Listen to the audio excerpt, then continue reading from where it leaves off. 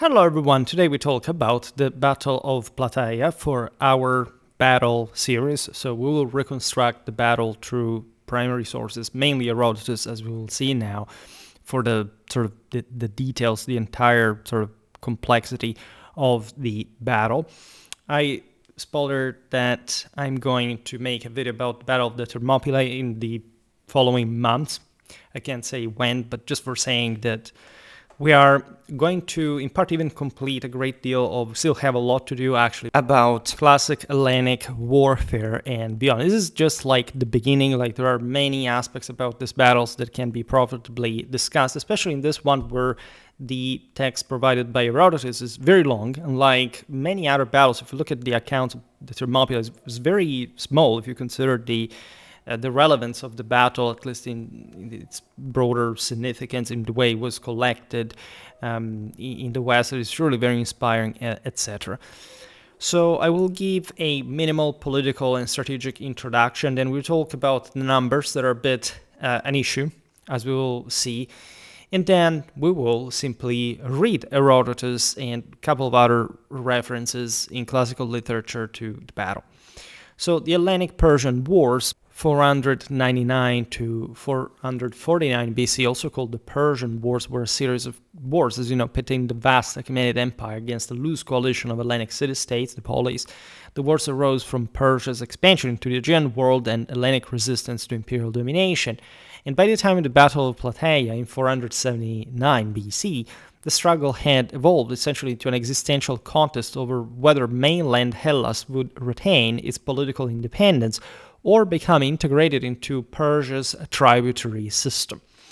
The broader war began, as you know, with the Ionian Revolt between 499 and 494 BC, when Hellenic cities in western Asia Minor rebelled against Persian rule. Support from Athens and Eretria provoked Darius I to launch punitive expeditions. The first major invasion in 490 ended in a Persian defeat at Marathon. We made a video about the Battle of Marathon, by the way, preserving Athenian independence and exposing Persian vulnerability to disciplined Hellenic hoplites that were actually more primitive military than the Achaemenid one, and this is often an underrated aspect. In fact, the Hellenic hoplites at large, especially at Marathon, the Spartans weren't there. They weren't overly drilled, but they managed to perform a very interesting enveloping maneuver, like a wheeling sort of pincer maneuver against the Persian center, etc. And there are many aspects about that. Again, we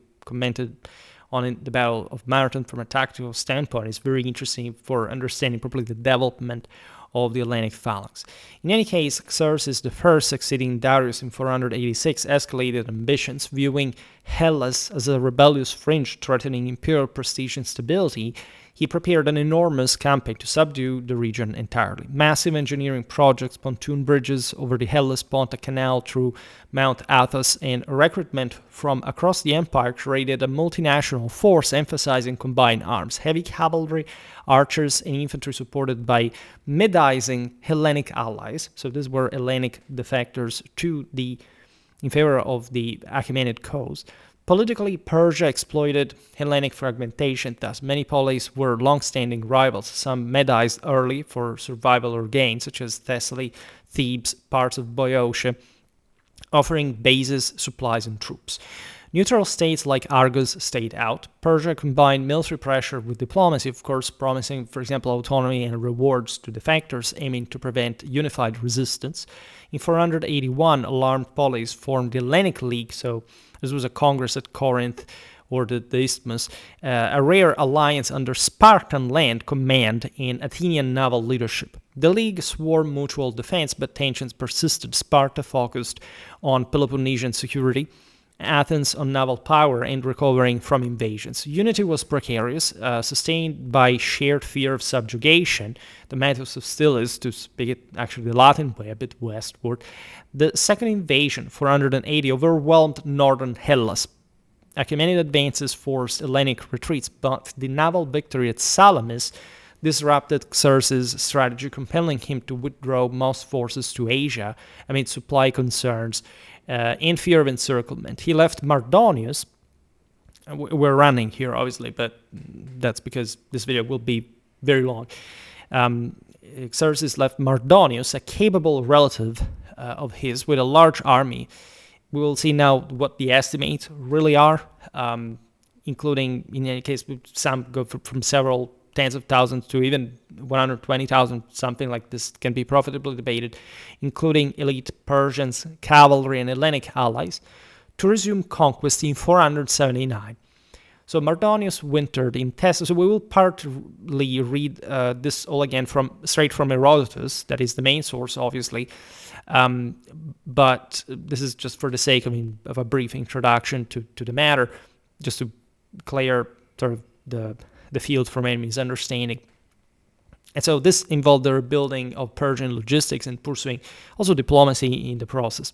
Mardonius renewed offers to Athens, favorable terms, land restoration, and alliance against Sparta. Acceptance would fracture the league, isolate the Peloponnese, and allow piecemeal domination. Athens refused. All right, that's very important. Prioritizing Hellenic freedom, despite devastation from two sacks of the same city, as you know, during the previous years. In spring 479, Mardonius marched south, ravaging Attica again to force battle or submission. When Athens appealed for aid, Sparta, after hesitation over the isthmus defense and internal debates, mobilized under the regent Pausanias. Right. The league fielded its largest army yet, because there weren't just Sparta and Athens that were obviously the strongest Hellenic polis. And here, again, we will debate how many, especially, even in here, it seems numbers were very similar to the Persian ones, according to Herodotus. Again, this is extremely debatable, but it includes a large amount of skirmishers, like Siloi also made a video for the historical military unit in question, only half of which would have, in fact, accounted for actual hoplites. All right. In any case, we see other polis. We will list them now, especially looking at the army's strength, with Tegea, Corinth, Megara, and others. Mardonius withdrew to Boeotia, leveraging Theban alliance for a fortified camp near Plataea on open plains suited to cavalry. That naturally was largely present in the Achaemenid forces and not so much at all actually in the Hellenic one. In fact, we'll see the Battle of Plataea, there's barely any sort of cavalry action from the Hellenic side. And also to secure supply lines. The Hellenes advanced to Mount Kythairon foothills, choosing defensive high ground to blunt Persian horsemen, protect water, and guard the Peloponnesian routes. So for approximately 10 to 14 days, a stalemate ensued. Persian cavalry raided for supplies, as was really typical. We've seen it also at Marathon. It may be one of the reasons why there weren't Persian horsemen recorded, at least in the battle account there. Blocked springs and killed leaders like Masistius, pressuring Hellenic morale and logistics. Pausanias avoided the plain, still Mardonius overconfident and eager to conclude the campaign, so the decisive engagement. And so the Prelude underscores also some core contrasts, like Persia's imperial scale, mobility, missile warfare, and divide and rule tactics versus Hellenic applied discipline. I also made a video about the Spartan drill. For that matter, as we will see, the Spartans will give ample proof of their strength in this battle. The same phalanx strength, terrain mastery, and the fragile collective resolve. Victory at Plataea would end, as we'll see later, the immediate invasion threat, secure southern Hellenic autonomy, and paved the way for Hellenic counteroffensives such as Mycale. Actually, this video had to be about the campaign and Battle of Plataea, and we should talk about Mycale at some point. So I'll see to make another video, not necessarily soon. There are also the later Delian League campaigns, but again, we're not going to talk about this. The fit would risk vassalage, tribute, and loss of political freedom. Thus, Plataea stood as the land counterpart to Salamis in many ways, deciding mainland Hellas's fate amid a half-century struggle that preserved Hellenic culture and institutions against overwhelming imperial power. So, quite quickly, let's go to sources quite briefly. So, as we said before, the Battle of Plataea is discussed primarily in Book 9 of Herodotus' Histories, entitled Calliope. starting from around section 19 onward, with the main narrative, the battle itself, unfolding in sections 1989. If you're interested, like to yourself, were to check, and continuing also in the immediate aftermath, and we can look at sort of also the various chapters, but in practice, the main information actually comes from Herodotus. We have some information from Diodorus as well. Some about the battle, we will read it later. Plutarch's In the Life of Aristides 11:19 has some more scattered reference. Also Ctesias, Persica have some few references, but in general it's Herodotus that tells the story. In fact, also these other sources were influenced by him. And this, as I was saying before, this account is actually very long. So we will, as usual in our battle reconstruction series, read straight from the primary source. We'll stop to comment. A particular consideration should be made for numbers, right? For all the critics that actually are not critic at all when they read primary sources and simply think that the numbers are what they were. So I will skip any broader philological, anthropological, like literary, cultural consideration regarding why numbers are inflated, but yes, they are inflated, and in my opinion, for both sides, right? So the numbers provided by Herodotus are basically very large, right? 300,000 plus Persians. I will also simply give you the figures of the individual Hellenic contingents that are more detailed and broken down here. So Herodotus gives a precise breakdown, in particular of the heavy armed hoplites, the men-at-arms from various Hellenic city-states and contingents, for a total of 38,700. Right? The Spartans, 5,000. Spartiatus with a guard of 35,000, Helots light armed troops, 7 per Spartiate, other Lacedaemonians, so that this would be the Perioikoi of 5,000, Athenians 8,000, Tegans 1,500, Mantineans 500, other Arcadians, various subgroups 3,000, including the Orchomenus 120, etc. Corinthians 400, Phleans 200, Mycenaeans 80.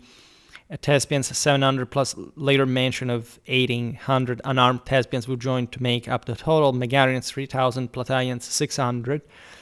Other smaller contingents, Aeginetans 500, Leucadians, Anactorians 800, etc. The remainder reach 38,700 hoplites. And the light armed troops, the Siloi, mostly Helots and others, would be 69,500, including the aforementioned 35,000 helots assigned to the Spartans, plus 1 light arm per other hoplite and additional calculations. So the grand total for the Hellenic army, according to Herodotus, so hoplites plus light armed fighters, would be 8,200, described as 11 times 10,000. 110,000, in fact, lacking 1,800, with the shortfall made up by the 1,800 Thespians present but unarmed, right? So it's complicated, but you don't have to follow this. It's not even important, as we'll see now. And Herodotus emphasizes this as a full muster at Plataea, the largest Hellenic land army assembled up to that point. And since this is the climatic land battle of the war, it's obvious that here, for different reasons, Herodotus, as well as other Hellenes at the time, would have liked to make you see the greatness of this battle in some broader, inflated sense, right? So there is a problem about this.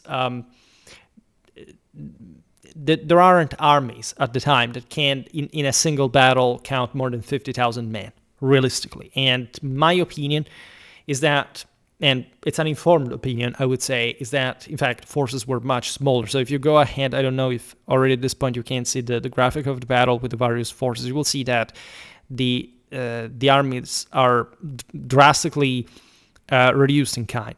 Besides, I have simplified really the composition of the troops, like I said, Athenians, but there are in the various. We will read Herodotus now. You can even take notes if you're interested. Say, all those are not just Athenians or either Epidaurians, Corinthians. Just the Spartans are basically the broader Lacedaemonian hosts. So the Spartiates, the Perioikoi, and the Helots, right? Same goes for the Persians. They had all kind of peoples within them, etc. Here I simplified for the sake of graphics. So what matters here, if you look, probably I will have inserted by this point the battle map as I decided the numbers to be, is that I really think that the Persians may have been exceptionally more than 50,000, probably there were less, and I don't think the Greeks were even that many either. Right. In fact, I listed here even a smaller number than what Herodotus himself says about the number of hoplites that may sound relatively plausible overall. So this is just arbitrary to my degree, to my sensitivity. That's how I believe the battle would have been fought for different reasons of political eyeballing, whatever. I can't make an entire video behind this all, and it's just a guess, right? Obviously, nobody knows how many troops were actually there. It's just ridiculous to see historians today pretend that there would have been, I don't know, several tens of thousands, even hundreds of thousands of people from either side. And that's ridiculous. I don't even need to explain why, even in strictly, I don't know, logistical, operational, sanitary, strategic terms. What matters in particular is that there is this deep divide that Herodotus has just drawn, as we've seen, between the hoplites and the essentially the light-armed troops that did exist in the phalanx and everything. And so he's basically telling us, look, the hoplites were predictably, as in scale correctly, a few tens of thousand. And we can expect the Persians, naturally, Herodotus goes as far as saying, at some point the expedition had been a million, and so on.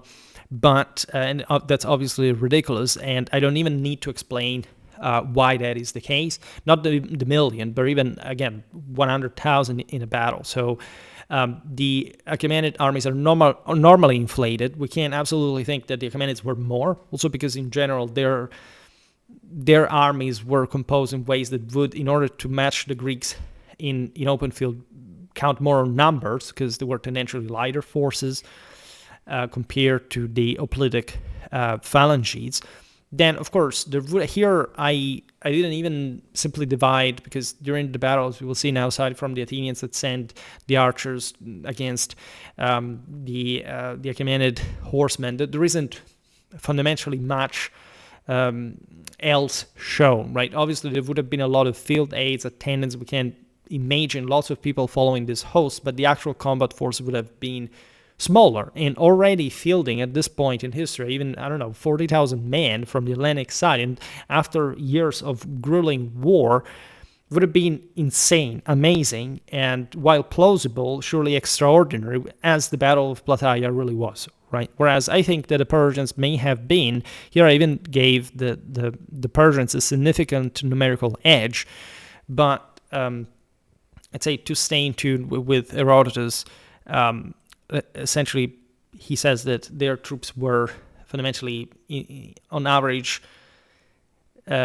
more and heavier if you compare them to the mix of hoplites and Siloi in particular, because Siloi are really many. These are basically skirmishers, right? And so the Achaemenids would have had lots of skirmishers themselves, archers, whatever, lighter cavalry, but at the end of the day, the also hand-to-hand cavalry and infantry would have probably been larger than the hoplitic one. So we'll never fully know this, and that's how I decided to highball that, right? But just for the sake of clarity, what you see here from right to left actually is, I said the Spartans, but it's the Lacedaemonians, the Tegeans, the Thespians.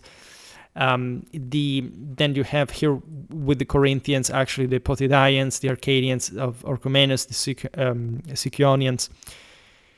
Then the Epidaurians would actually be also the Troezenians, the Leprians, the Mycenaeans / Thyrinthians, the Pleiasians, the Hermionians, the Erythraeans / Styrians. Yes, literally, I have these names that are very also, the Germanic sound. Chalcidians, the Ambraciotes, the Anactorians, the Leucadians, Palaeans, Aginetans. And finally, the the last battle in the left, you see it's the Megarians plus the Plataeans plus the Athenians, right? The Persian barbarian blocks are basically actually what you see, except the Bactrians include also the Indians and the Sakai, and yeah, that's basically it. The Medician Greek cavalry is Thessalians, Macedonians, etc. The Medician Greeks are mainly Thebans plus Boeotians and others. So this is not so overwhelmingly important, also because we will be reading the entire account by Herodotus. And I decided simply to calculate the numbers the way they are, right? So if anyone says, but Herodotus says something else, well, listen to this part of the video. I explained myself. I actually don't need to provide you with any further explanation, because any historian has basically decided whatever numbers they would have more realistically been. I have some experience in ancient generals of pre-industrial warfare, and I think that my assessment is somehow founded and plausible, to say the least. So let's just pass to read Herodotus at this point. So I gave you a minimal context here. We'll start from chapter 19 of book 9, and we will arrive to 89, right? And so we'll read everything also for the sake of just the pleasure of reading from Herodotus. So when the Lacedaemonians came to the isthmus, they encamped upon it, and hearing this, the rest of the Peloponnesians, who favored the better cause, and some also because they saw the Spartans going out, did not think it right to be behind the Lacedaemonians in their going forth. So from the isthmus, when the sacrifices had proved favorable, they marched all together and came to Eleusis. And having performed sacrifices there also, when the signs were favorable, they marched onwards, and the Athenians, together with them, who had passed over from Salamis and had joined them at Eleusis. And then they had come to Erythrae in Boeotia. Then they learned that the barbarians were encamping on the Asopus. This is the river, this is the stream really, that over which the battle was fought. And having perceived this, they ranged themselves over against them on the lower slopes of Kithaeron. Then Mardonius, we're skipping now obviously the numbers of the paragraphs. You can simply follow the source. Remember, there's plenty of pages giving you this online in obviously the public domain. Then Mardonius, as the Hellenes did not descend into the plain, sent towards them all his cavalry, of which the commander was Masistius, by the Hellenes called Machistios, a man of reputation among the Persians, who had a Nisaean horse. I made a video about that in the historical military units series, by the way. It's titled Persian Horse of more or less this centuries. This is where the heavenly horses from the Fergana Valley. It says, with a bridle of gold, just for telling you what kind of power was manifesting in the world here. And in other respects, finally caparisoned. So when the horsemen had ridden up to the Hellenes, they attacked them by squadrons, and attacking they did them much mischief, and moreover in contempt they called them women, right? Now it happened by chance that the Megarians were posted in the place which was the most assailable of the wall position, into which the cavalry could best approach. So as the cavalry were making their attacks, the Megarians, being hard-pressed, sent a herald to the commanders of the Hellenes, and the herald, having come, spoke these words, said, the Megarians say, we, all allies, are not able by ourselves to sustain the attacks of the Persian cavalry, keeping this position where we took post at the first. Nay, even hitherto, by endurance and valor alone, have we held out against them, hard-pressed as we are. And now, unless you shall send some others to take up our position in succession to us, know that we shall leave the position in which we now are.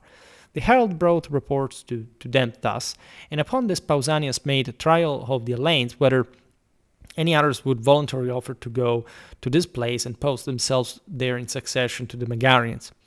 And when the rest were not desirous to go, the Athenians undertook the task, and of the Athenians, those 300 picked men, of whom Olympiodorus, the son of Lampon, was captain. So these are preliminary phase of the battle. It's not yet the main engagement, but there are these skirmishes, right?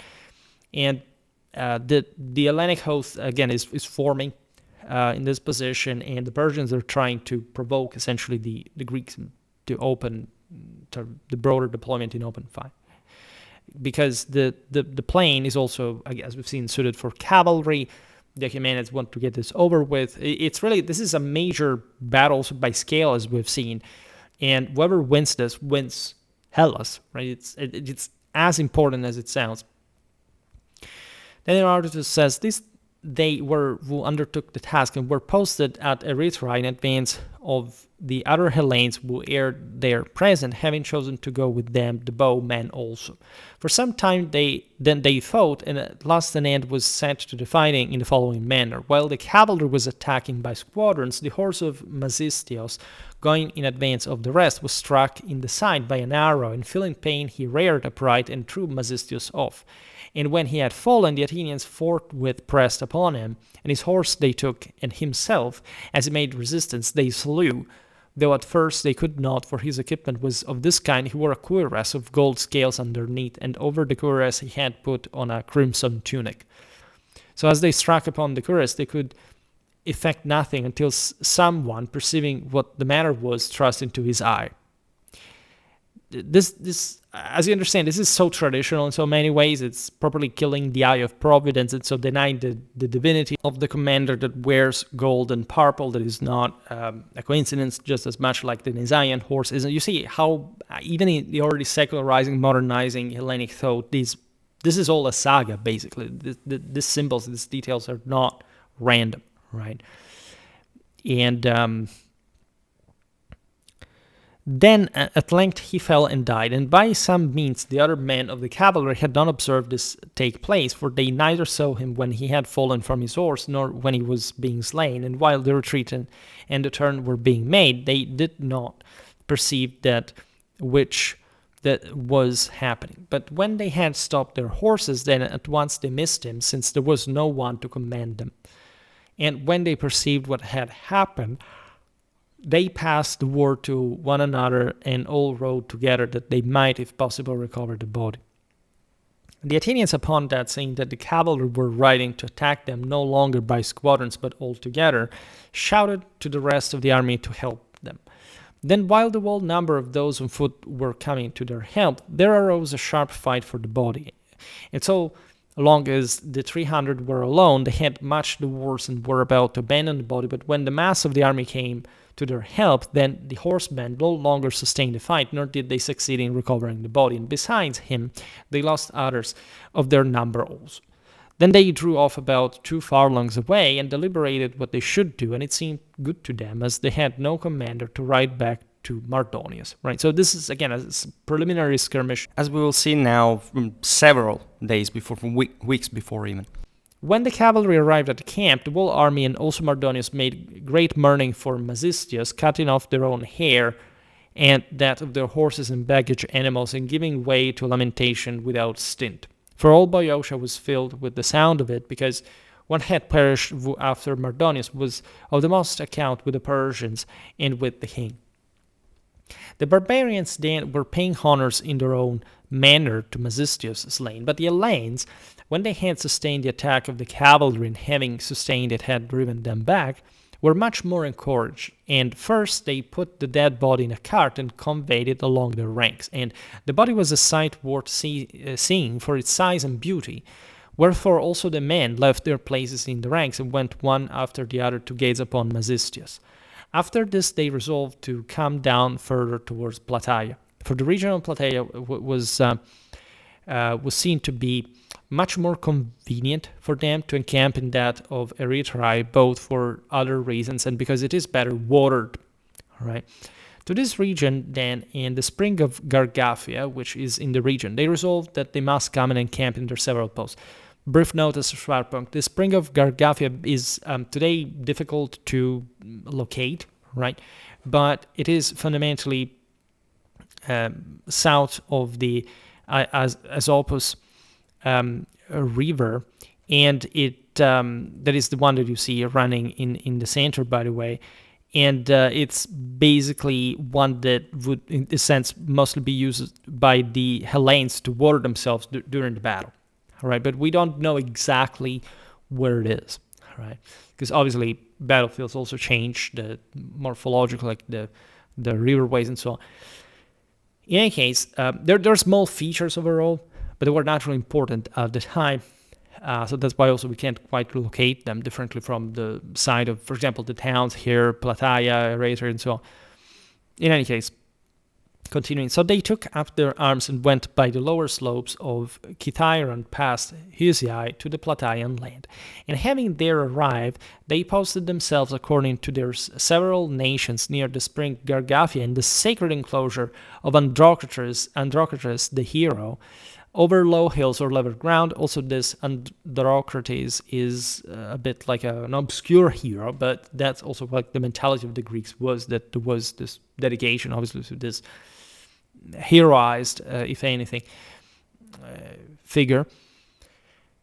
They understand what is happening. The Greeks come, as you see from the map, also from the south towards Boeotia, and they are sort of determined to stand their ground against the enemy before we can proceed, and because otherwise they could be broken by the Achaemenid advance once again into the heartland of the major powers that are of the league, right, and that could be damaged at that point. Then, in the arranging of the several posts, there arose a contention of much argument between the Tegeans and the Athenians, for they each claimed to occupy the other wing of the army themselves, alleging deeds both new and old. The Tegeans, on the one hand, said as follows: "We have been always judged worthy of this post by the whole body of allies, in all the common expeditions which the Peloponnesians have made before this, whether in old times or but lately, ever since that time when the son of Heracles endeavored after the death of Eurystheus to return to the Peloponnese. This honor we gained at that time by reason of the following event, when with the Achaeans and the Ionians, who were then in Peloponnesus, we had come out to the isthmus to give assistance and were encamped opposite those who desired to return.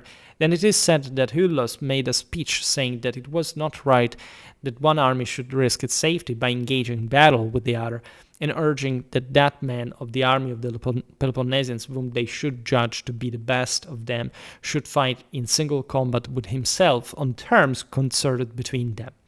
The Peloponnesians then resolved that this should be done, and they made oath with one another on this condition, that if Hyllus should conquer the leader of the Peloponnesians, then the sons of Heracles should return to their father's heritage, but he should be conquered. Then, on the other hand, the sons of Heracles should depart and lead away their army, and not within 100 years attempt to return to the Peloponnese. There was selected then of all the allies, himself making a voluntary offer, Acamas, the son of Aeropus, the son of Phageus, who was our commander and king, and he fought a single combat and slew Hyllus. By reason of this did we obtain among the Peloponnesians of that time, besides many other great privileges which we still possess, this also of always leading the other wing of the army when a common expedition is made. To you, Lacedaemonians, we make no opposition, but we give you freedom of choice and allow you to command whichever wing you desire." Right, so this was a matter between the Tegeans and the Athenians, because nobody questioned that the Spartans should have the best position in the battle line, which was naturally the right.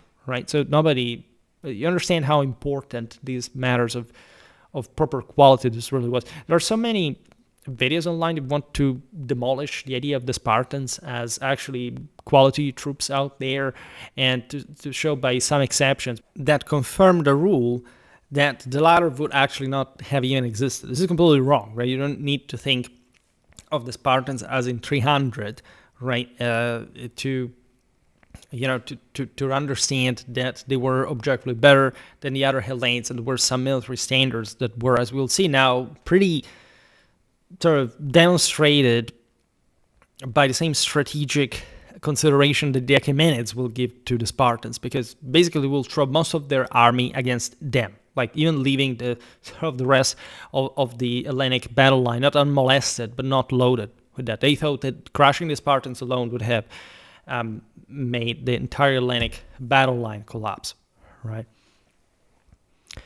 So Continuing, but of the other, we say that it belongs to us to be leaders, as in former time, and apart from this deed which has been related, we are more worthy than the Athenians to have this post, for in many glorious contests have we contended against you, Spartans, and in many also against others. Therefore, it is just that we have the other wing rather than the Athenians, for they have not achieved deeds such as ours, either new or old. Thus they spoke, and the Athenians replied as follows. So this is basically drama, but it's funny because it shows how, of course, the much of the battle, as always, is depending on political matters. And here the Hellenes are so, in a sense, convinced of their overall superiority, or at least they're so confident about themselves that they think about quarreling about who has to get which part of the battle line. Not even probably the best was already allotted to the Spartans anyway, in front of, the might of the Achaemenid army that was threatening to essentially wipe them out from Hellas. We can never say what would have happened if the Hellenes would have lost at Plataea, but in general, right, this is a very important trace of how sort of, particularly the Greeks, we could even say intellectually superior, but intended probably in a higher sense of spirit, like of intellect, not in an intellectualizing sense, right? And that's what, in fact, also Herodotus tells us. And so the Athenians answer, though we know that this gathering was assembled for battle with the barbarian and not for speech, yet since the Tegean has proposed to us as a task to speak of things both old and new, the deeds of merit, namely which by each of our two nations have been achieved in old time, it is necessary for us to point out to you, whence it comes that to us, who have been brave men always, it belongs as a heritage rather than to the Arcadians to have their chief place. First, as to the sons of Heracles, whose leader they say that they slew at the isthmus, these in the former time, when they were driven away by the Hellenes to whom they came flying from slavery under those of Mycene, we alone received. And joining with them, we subdued the insolence of Eurystheus, having conquered in fight those who then dwelt in Peloponnesus. Again, when the Argives, who with Polyneicus marched against Thebes, had been slain and were lying unburied, we declared that we marched an army against the Cadmeians and recovered the dead bodies and gave them burial in our own land at Eleusis. We have, moreover, another glorious deed performed against the Amazons, who invaded once the Attic land coming from the river Thermodon, and in the toils of Troy. So it's interesting how they were just looking back at what they deemed to be legend, but definitely in a historical as well as supernatural sense. We were not inferior to any. But it is of no profit to make mention of these things, for on the one hand, though we were brave men in those times, we might have now become worthless, and on the other hand, even though we were then worthless, yet now we might be better. Let it suffice, therefore, about ancient deeds. But if by us no other deed has been displayed, as many there have been inglorious, not less than by any other people of the Hellenes, yet even by reason of deed wrote at Marathon alone, we are worthy to have this privilege, and others besides this, seeing that we alone of all the Hellenes fought in single combat with the Persian, and having undertaken so great a deed, we overcame and conquered 46 nations. Are we not worthy then to have this post by reason of that deed alone? However, since at such a time as this is not fitting to contend for post, we are ready to follow your saying, O Lacedaemonians, as to where ye think it most convenient that we should stand, and opposite to whom. For wheresoever we are posted, we shall endeavor to be brave men. Prescribe to us, therefore, and we shall obey. The maid answered thus, and the whole body of the Lacedaemonians shouted aloud that the Athenians were more worthy to occupy the wing than the Arcadians.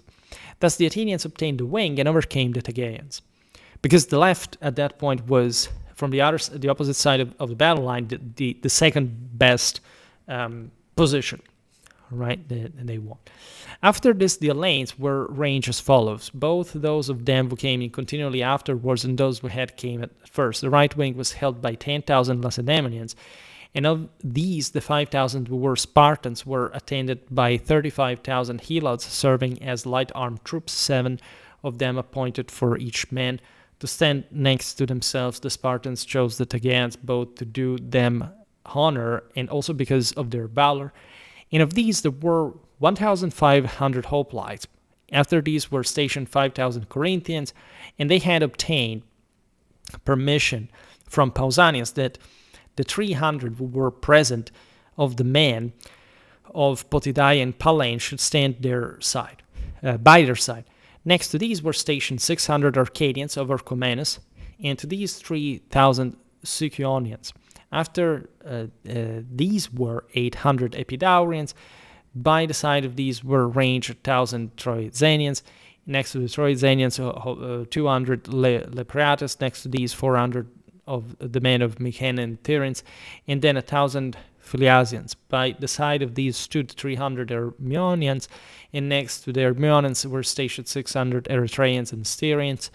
Next to these, 400 Chalcidians, and to these 500 men of Ampracia. Right, it's literally from all over Greece, at least the parts that had not yet dominated by the Achaemenids at this point. After these stood 800 Leucadians and Anactorians, and next to them 200 from Pale in Cephallenia. After these were ranged 500 Aeginetans, by their side 3,000 Megarians, and next to these 600 Plataeans. Last, or if you will first, were ranged the Athenians, occupying the left wing, 8,000 in number, and the commander of them was Aristides, the son of Lysimachus.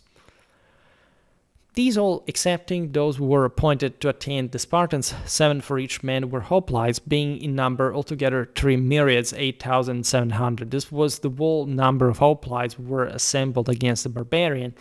And the number of the light armed was as follows. Of the Spartan division, 35,000 men, reckoning at the rate of 7 for each man, and of these everyone was equipped for fighting. And the light armed troops of the rest of the Lacedaemonians, and of the other Hellenians being about 1 for each man, amounted to 34,500. So again, all these calculations they're not irrelevant. This is actually very interesting because it tells you, of course, as we've seen in many videos, that there weren't just hoplites, naturally. In classical Hellenic warfare, there is too much babbling on YouTube of how much, oh my god, they didn't actually fight with the phalanx. Yes, they did actually fight with the phalanx, just not sort of in a sclerotic way that some only sort of narrow parts of academia wanted in the last decade, sort of last generations, for post-Vietnam War syndrome. Like there's also a large part of the civilized world that never really indulged in this kind of things. If you have ever read anything from Hellenic sources, as we have done on Schwerpunkt for many years, like what kind of surprise is it to know that there were also other types of troops that the phalanx fought with? This does not deny the fact that the phalanx did actually exist, and some statements like Greece is a rocky ground and the farmlands are limited, so the phalanx could not exist. It's a complete load of BS that is completely oblivious of everything that we know about the development of heavy infantry warfare all over Europe, for that matter. This is such a structuralistic and materialistic nonsense. By the way, completely detached from how even just settlement patterns, sort of socio-cultural dynamics work. Of course, the Hellenians were fundamentally fighting with heavy infantry, and the phalanx, yes, was something compact and specifically was also shield biased. And we get this from so many anthropological indicators, even from just the fact that the Hellenic units were called after their shields, differently from the Romans that called them after their weapons, for example. But I don't have to digress on this, right? Just someone who has read classical literature knows these things very well, and so kind of later sort of secondary sources, elucubrations about the over-conceptualization or misconceptualization of classical Hellenic warfare stems mostly from the fact that they haven't actually read sources proper. In any case, going on with the Herodotus. Of the light armed fighting men, the whole number then was 6 myriads, 9,500, and of the whole Hellenic force which assembled at Plataea, the number, including both the hoplites and the light armed fighting men, was 11 myriads. All but 1,800 men, and with the Thespians who were present, the number of 11 myriads was fully made up. For there were present also in the army of those the Thespians who survived, being in number about 1,000, 800, and these two were without heavy arms. These then, having been ranged in order, were encamped on the river Aesopus. Meanwhile, the barbarians with Mardonius, when they had sufficiently mourned for Masistius, being informed that the Hellenes were at Plataea, came themselves also to that part of the Aesopus which flows there. And having arrived there, they were, because the engagement that we read before, like with the Megarians and then the Athenian archers, that with this combined armed tactics basically repelled the horsemen. It was fought just there, right? But the two armies had not yet fully deployed. Over there, I've seen that the Hellenes actually intervened with larger forces, etc.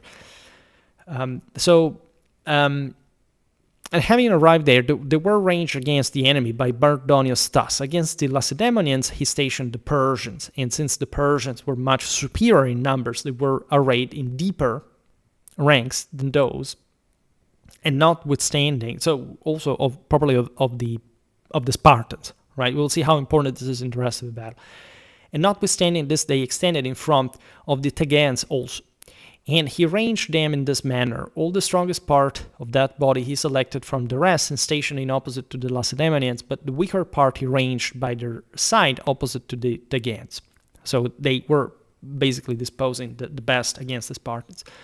In this section of the line, because as you see also from the map, like everything is sort of pretty clear once you have read the source.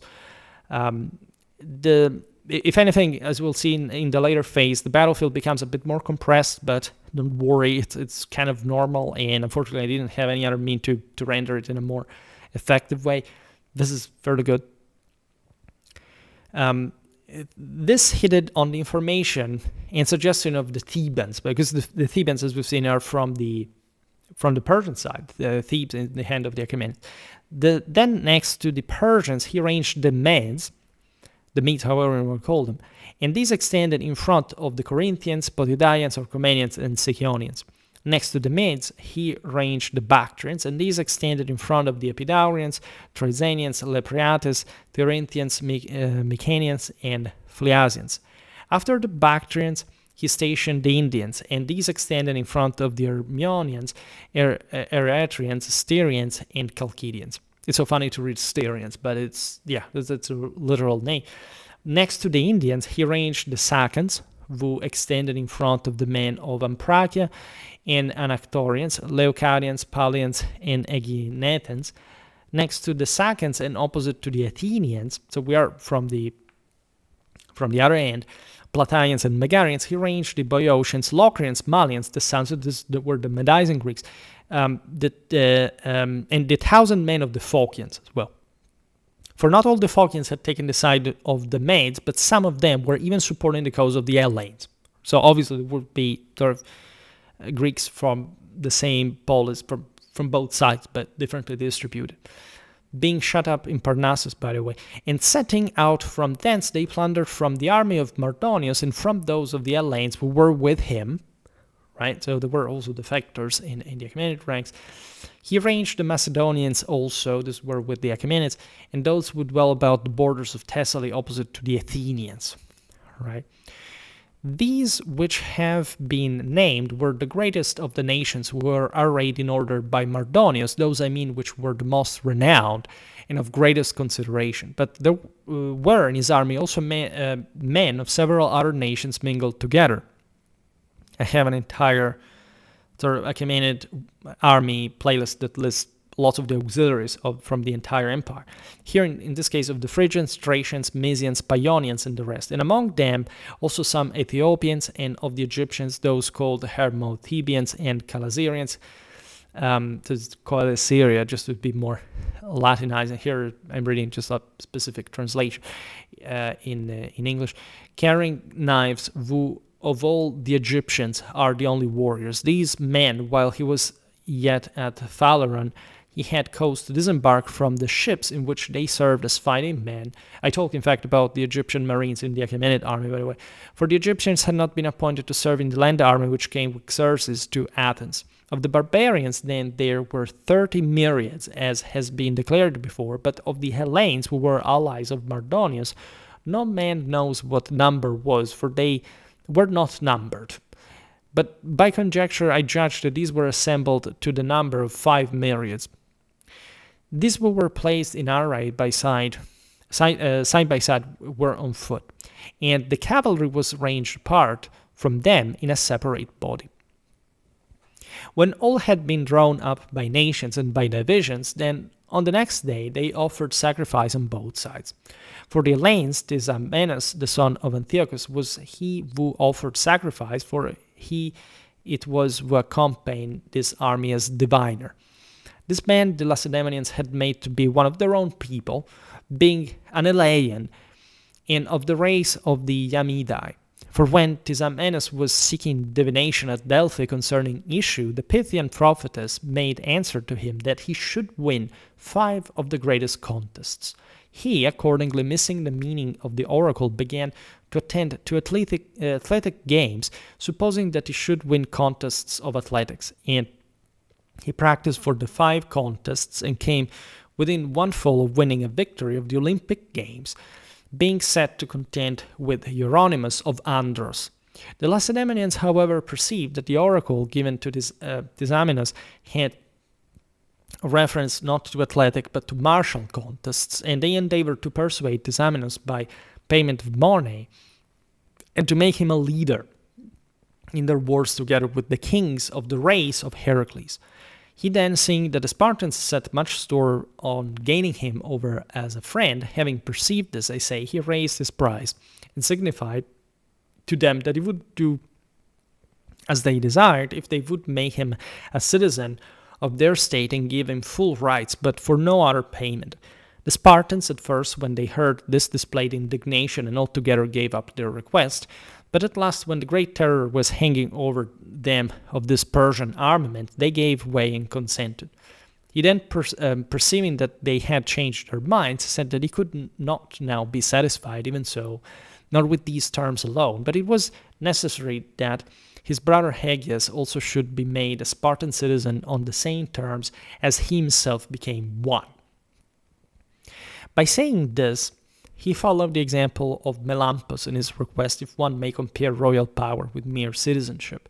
For Melampus, on his part, when the women in Argos had been seized by madness and the Argives endeavored to hire him to come from Pylos and to cause their women to cease from the malady, proposed as payment for himself the half of the royal power, and the Argives did not suffer this, but departed, and afterwards, when more of their women became mad, at length they accepted that which Melampus had proposed, and went to offer him this. But he then, seeing that they had changed their minds, increased his demand, and said that he would not do that which they desired, unless they gave to his brother Bias also the 3rd share in the royal power. And the Argives, being driven into straits, consented to this also. Just so the Spartans also, being very much in need of Tisamenus, agreed with him on any terms which he desired. And when the Spartans had agreed to this demand also, then Tisamenus the Elean, having become a Spartan, had part with them in winning 5 of the greatest contests as their diviner. And these were the only men who ever were made fellow citizens of the Spartans. Now, the 5 contests were these. One of the first of them was this at Plataea, and after this the contest of Tegea, which took place with the Tegeans and the Argives.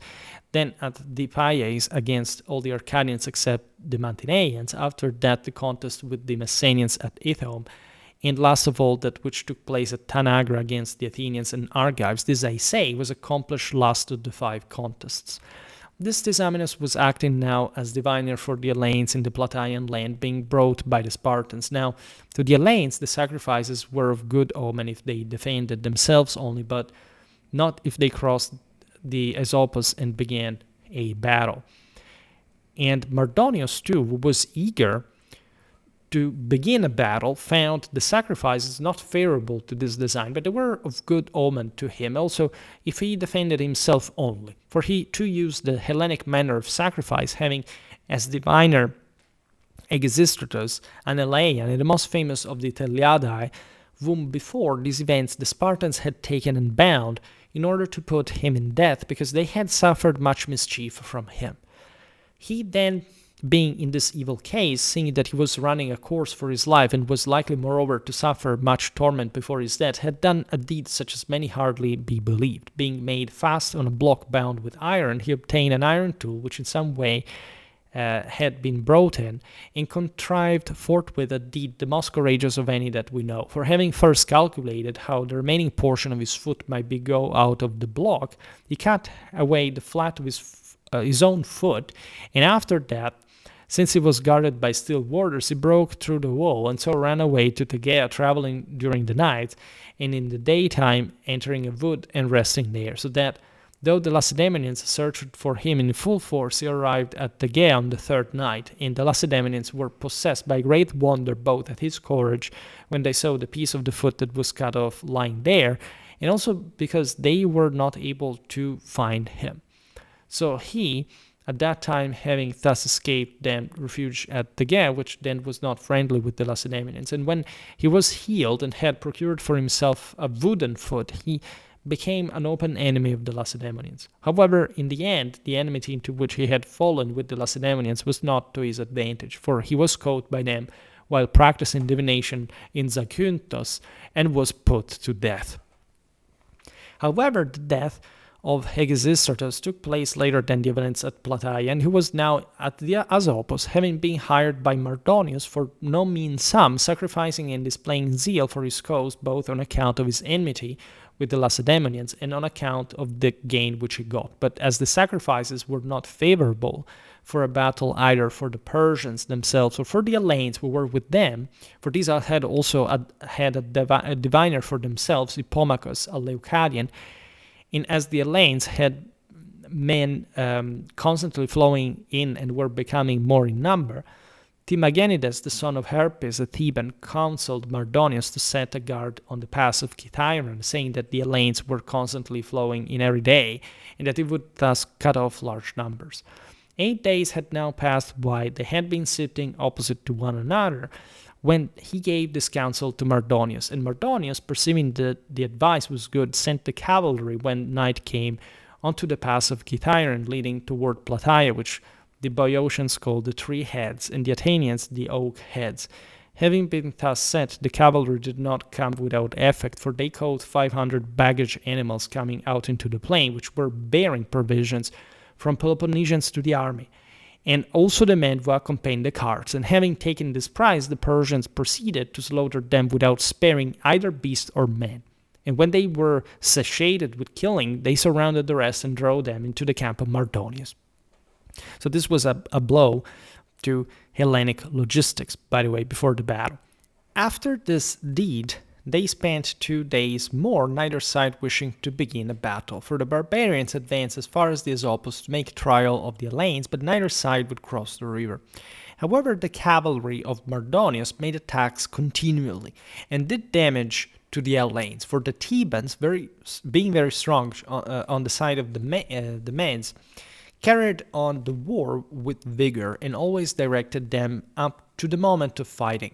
And after this, the Persians and the Medes took up the work, and they who displayed valor in their return. For 10 days, then, nothing more was done than this. But when the 11th day had come, while they still sat opposite to one another at Plataea, the Hellenes having by this time grown much more numerous, and Mardonius being greatly vexed at the delay of action, then Mardonius, the son of Gobrias, and Artabazus, the son of Pharnaces, who was esteemed by Xerxes, as few of the Persians were besides, came to speech with one another, and as they conferred, the opinions they expressed were these: that of Artabazus, that they must put to the whole army in motion as soon as possible and go to the walls of the Thebans, why their great stores of corn had been brought in for them and fodder for their beasts, and that they should settle there quietly and get their business done as follows. They had, as he said, great quantities of gold, both coined and uncoined, and also of silver and of drinking cups. And this he advised they should send about to the Hellenes without stint, more especially to those of the Hellenes who were leaders in their several cities. And these, he said, would speedily deliver up their freedom. And he advised that they should not run the risk of a battle. His opinion then was the same as that of the Thebans, for he as well as they had some true foresight, but the opinion of Mardonius was more vehement and more obstinate, and he was by no means disposed to yield. For he said that he thought their army was superior to that of the Hellenes, and he gave as his opinion that they should engage battle as quickly as possible, and not to allow them to assemble in still greater numbers than that were already assembled. And as for the sacrifices of Aegisthus, they should leave them alone and not endeavor to force a good sign, but follow the custom of the Persians and engage the battle. When he so expressed his judgment, none opposed him, and thus his opinion prevailed, for he and not Artabazus had the command of their army given him by the king. He summoned therefore the commanders of the divisions and the generals of those Hellenes who were with him, and asked whether they knew of any oracle regarding the Persians, which said that they should be destroyed in Hellas. And when those summoned to council were silent, some not knowing the oracles and others knowing them, but not esteeming it safe to speak, Mardonius himself said, "Since then ye either know nothing or do not venture to speak, I will tell you, since I know very well. There is an oracle saying that the Persians are destined that they come to Hellas to plunder the temple at Delphi, and having plundered it to perish every one of them. We therefore, just because we know this, will not go to that temple, nor will we attempt to plunder it, and for this cause we shall not perish. So many of you, therefore, as chance to wish well to the Persians, have joy so far as regards this matter, and be assured that we shall overcome the Hellenes." Having spoken to them thus, he next commanded to prepare everything and to set all in order, since at dawn of the next day a battle would be fought. Now this oracle, which Mardonius said referred to the Persians, I know for my part was composed with reference with the Illyrians and the army of the Ancalians, and not with the reference to the Persians at all. However, the oracle, which was composed by Bacchus with reference to this battle, said, "The gathering of Hellenes together in cry of barbarian voices, where the Thermodon flows, by the banks of grassy Asopus. Here very many shall fall ere destiny gave them to perish. Maids bow-bearing fight when the fatal day shall approach them." These sayings, and others like them, composed by Musaios, I know, had reference to the Persians. Now the river Thermodon flows between Tanagra and Glycis. After the inquiry about the oracles and the exhortation given by Mardonius, night came on and the guards were set. And when night was far advanced, and it seemed that there was quiet everywhere in the camps, and that the men were in their deepest sleep, then Alexander, the son of Amyntas, commander and king of the Macedonians, rode his horse up to the guard posts of the Athenians. Remember, the Macedonians were in the Achaemenid army, and of the Athenians, and requested that he might have a speech with their generals. So while the greater number of the guards stayed at their posts, some ran to the generals, and when they reached them, they said that a man had come riding on a horse out of the camp of the maids, who discovered nothing further, but only named the generals, and said that he desired to have speech with them. Having heard this, forthwith they accompanied the man to the guard posts, and when they had arrived there, Alexander thus spoke to them: "Athenians, I lay up these words of mine as a trust to you, charging you to keep them secret and tell them to no one except only to Pausanias, lest ye bring me to ruin. For I should not utter them if I did not care greatly for the general safety of Hellas, seeing that I am a Hellene myself by original descent, and I should not wish to see Hellas enslaved instead of free. I say then that Mardonius and his army cannot get the offerings to be according to their mind, for otherwise you would long ago have fought. Now, however, he has resolved to let the offerings alone and to bring on a battle at dawn of day. For as I conjecture, he fears lest ye should assemble in greater numbers. Therefore, prepare yourselves. And if after all Mardonius should put off the battle and not bring it on, stay where you are and hold out patiently, for they have provisions only for a few days remaining. And if this way shall have its issue according to your mind, then each one of you ought to remember me also concerning liberation, since I have done for the sake of the Hellenes so hazardous a deed by reason of my zeal for you, desiring to show you the design of Mardonius in order that the barbarians may not fall upon you when you are not as yet expecting them. And I am Alexander the Macedonian. Thus having spoken, he rode away back to the camp into his own position.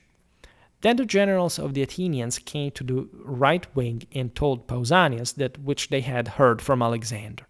Upon this saying, he, being struck with fear of the Persians, spoke as follows.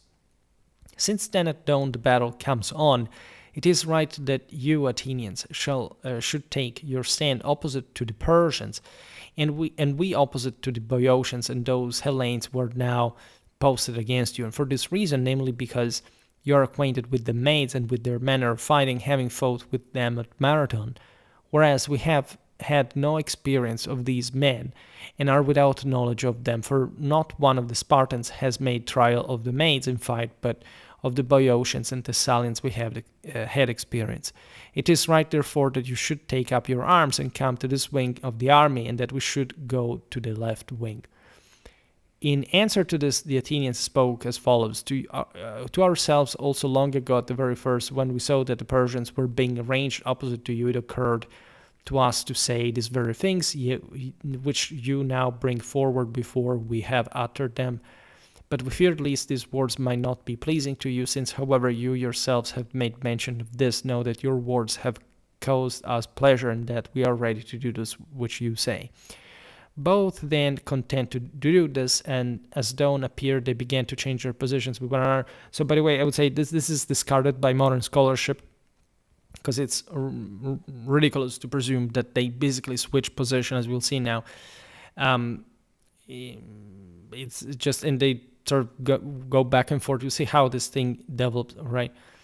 And it's also useless to comment, but let's simply read what it says. It's irrelevant in any case for the battle, really. And the Boeotians, perceiving that which was being done, reported it to Mardonius, who, when he heard it, forthwith himself also endeavored to change positions, bringing the Persians along as to be against the Lacedaemonians. And when Pausanias learned that this was being done, he perceived that he was not unobserved, and he led the Spartans back again to the right way. So basically, they not just the exchange, they actually re-exchange, right? And just so also did Mardonius upon his left. So it's, again, completely ridiculous, fictitious. We don't know why Herodotus said this, but it doesn't make any military logical sense. Then when they had begun thus brought to the former positions, Mardonius sent a herald to the Spartans and said as follows: Lacedaemonians, you are sent forsooth by those who are here to be very good men, and they have admiration for you, because you do not flee in war, nor leave your post, but stay there, and either destroy your enemies or perish yourselves. Remember, this battle was fought sort of barely a year after the Thermopylae, all right? So the Achaemenids knew what Spartan resolve really was. In this, however, as it now appears, there is no truth. For before we engaged battle and came hand-to-hand combat, we saw you already flee and leave your station, desiring to make the trial with the Athenians first, while you range yourselves opposite to our slaves. These are not at all the deeds of good men in war, but we were deceived in you very greatly.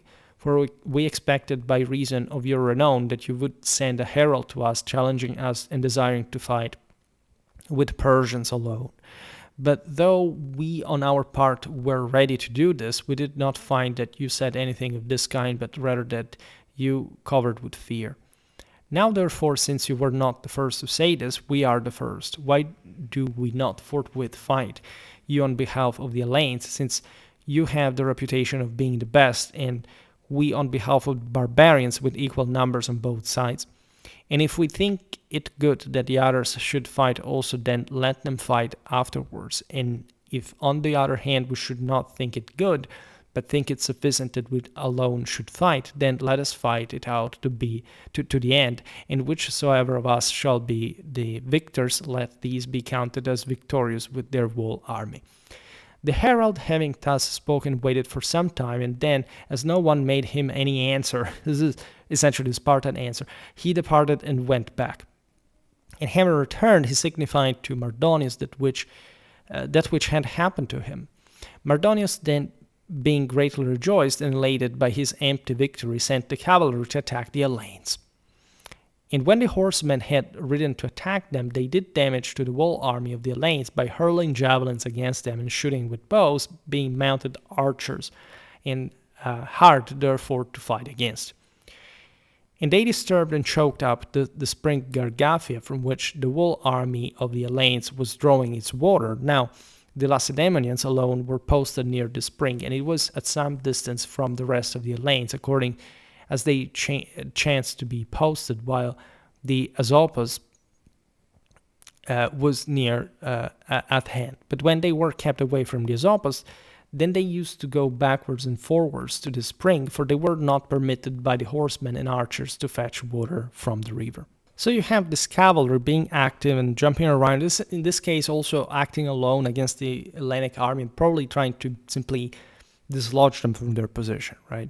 Herodotus says, such then being the condition of things, the generals of the Hellenists, since the army had been cut off from its water and was being harassed by the cavalry, assembled to consult about these and other things, coming to Pausanias upon the right wing. For other things to trouble them yet more than these of which we have spoken, since they no longer had provisions, as we've seen, like the Achaemenids had targeted, and their attendants who had been sent to the Peloponnese for the purpose of getting them had been cut off, as we've seen, by the cavalry and were not able to reach the camp. It was resolved then by the generals in council with one another that if the Persians put off the battle for that day, they would go to the island. This is distant then 10 furlongs from Azopus, in the spring of Gargaphia, where they were then encamped, and is in front of the city of the Plataeans. And if it be so, the island is as it says here, basically it's a slightly sort of higher plateau, but sort of very small sort of height difference, just north of Plataea, really small, right? It's before the Azopus as well. And if it be asked how there can be an island on the mainland, thus it is. The river parts in two above as it flows from Kithairon down to the plain, keeping a distance of about 3 furlongs between its streams. And after that, it joins again in one stream. So there are all these streams across the valley that you see also in the map, roughly drawn, but we don't fully know how it worked back then. And the name of it is Oiroi, sent by the natives of the country to be the daughter of Azopus. To this place of which I speak, they determined to remove in order that they might be able to get an abundant supply of water, and that the cavalry might not do them damage, as now when they were right opposite, and they proposed to remove when the second watch of the night should have come, so that the Persians might not see them set forth and harass them with the cavalry pursuit. They proposed also, after they had arrived at this place, around which, as I say, Oiroi, the daughter of Azopus, flows, parting into two streams as she runs from Kithairon, to send half the army to Kithairon during this same night, in order to take up their attendants who had gone to get the supplies of provisions, for these were cut off from them in Kithairon. Having thus resolved during the whole of that day that they had trouble unceasingly, while the cavalry pressed upon them, but when the day drew to a close and the attacks of the cavalry had ceased, then, as it was becoming night, and the time had arrived at which it had been agreed that they should retire from their place, the greater number of them set forth and began to retire, not, however, keeping it in mind to go to the place which had been agreed upon. But on the contrary, when they had begun to move, they readily took occasion to flee from the cavalry towards the city of the Plataeans. In their flight, they came as far as the temple of Hera, which temple is in front of the city of the Plataeans at a distance of 20 furlongs from the spring Gargaphia.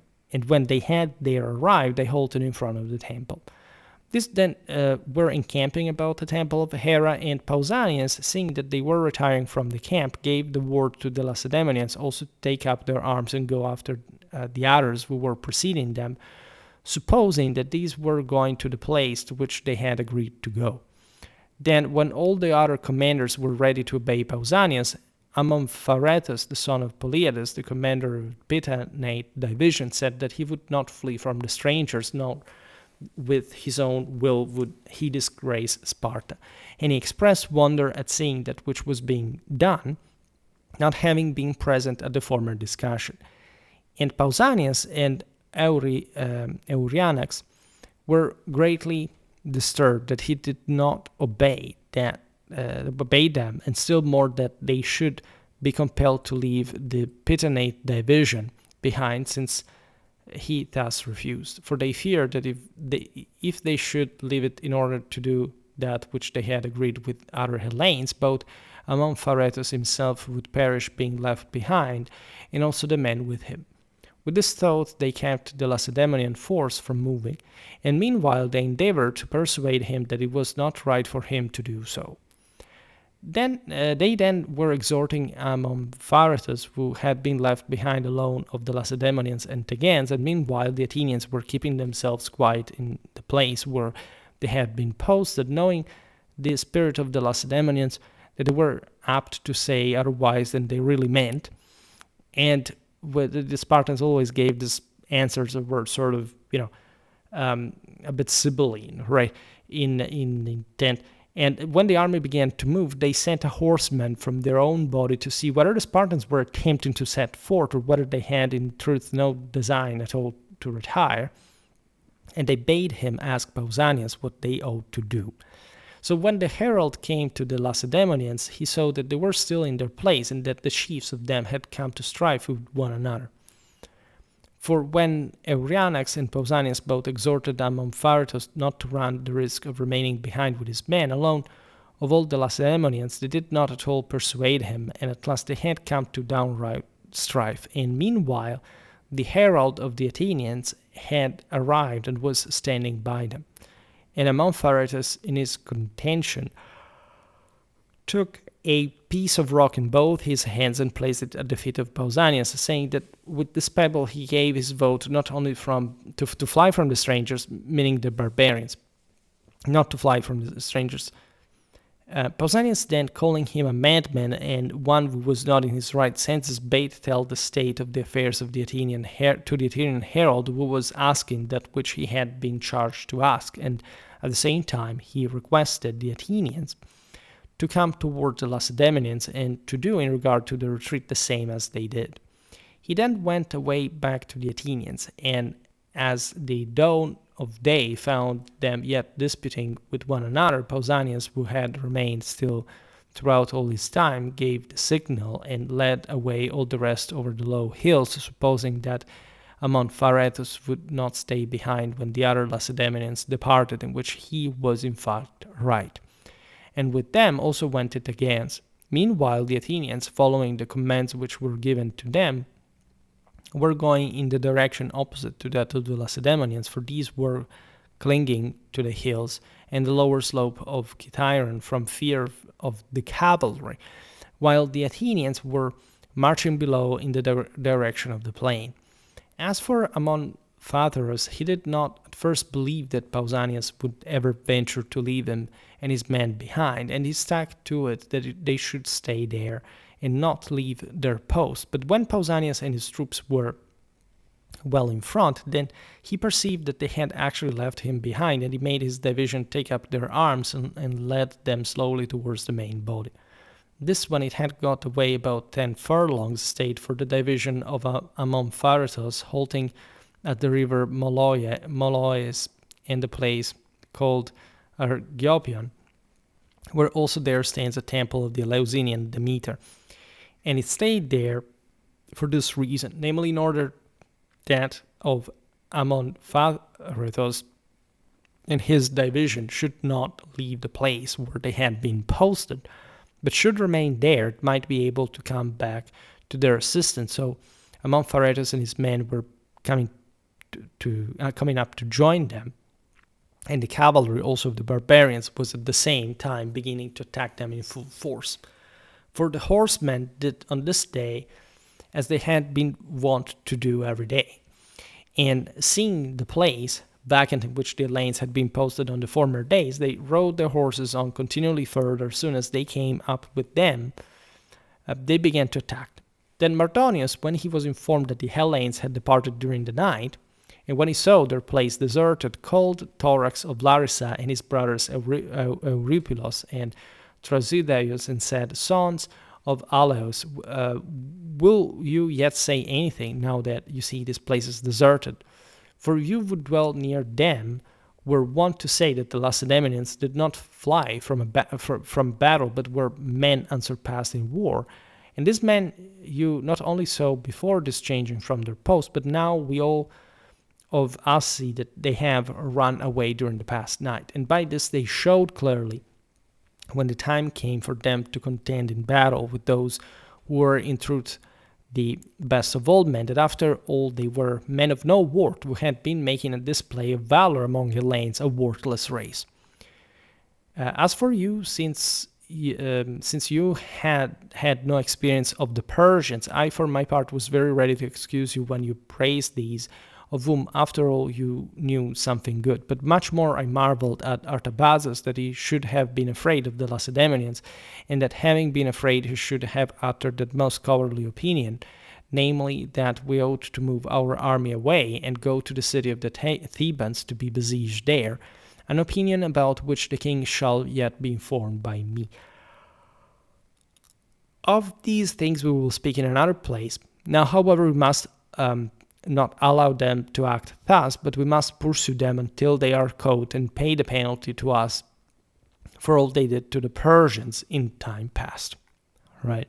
Thus having spoken, he led the Persians at a run after they had crossed the Esopus on the track of the Hellenes, supposing that these were running away from him, and he directed his attack upon the Lacedaemonians and Tegeans only, for the Athenians, whose march was toward the plain, he did not see by reason of the hills. Then the rest of the commanders of the barbarian divisions, seeing that the Persians had started to pursue the Hellenes, forthwith all raised the signals for battle and began to pursue, each as fast as they could, not arranged in any order or succession of post. So if you bore with me, basically we've seen that from the night before the battle, the Hellenes have started withdrawing.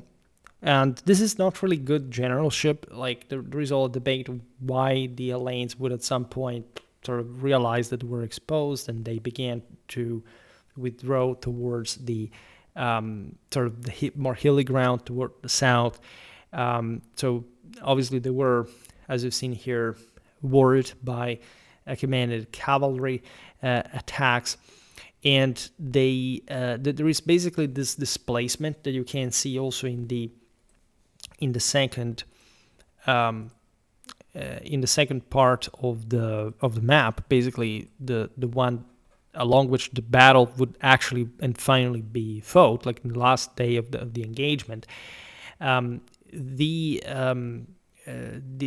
is basically a different withdrawal. The different parts of the Hellenic battle line reduce themselves to a backward position by different degree.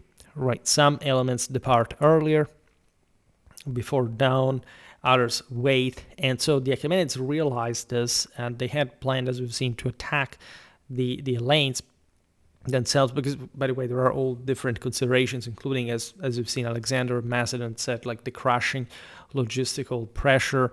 Think about the sort of the size of the Achaemenid army, its horses in particular, requiring this enormous amount of resources. So there is all a commentary that we could make about the possible decisions among the Greeks. There are these aspects, as we've seen before, that were relatively unrealistic. Others, instead, that make sense. So this general sort of scattered ordered procedures where every commander of the various sections of the battle line decide what has to do. And you see here that the battle line actually also, as we'll explain now better, will fragment.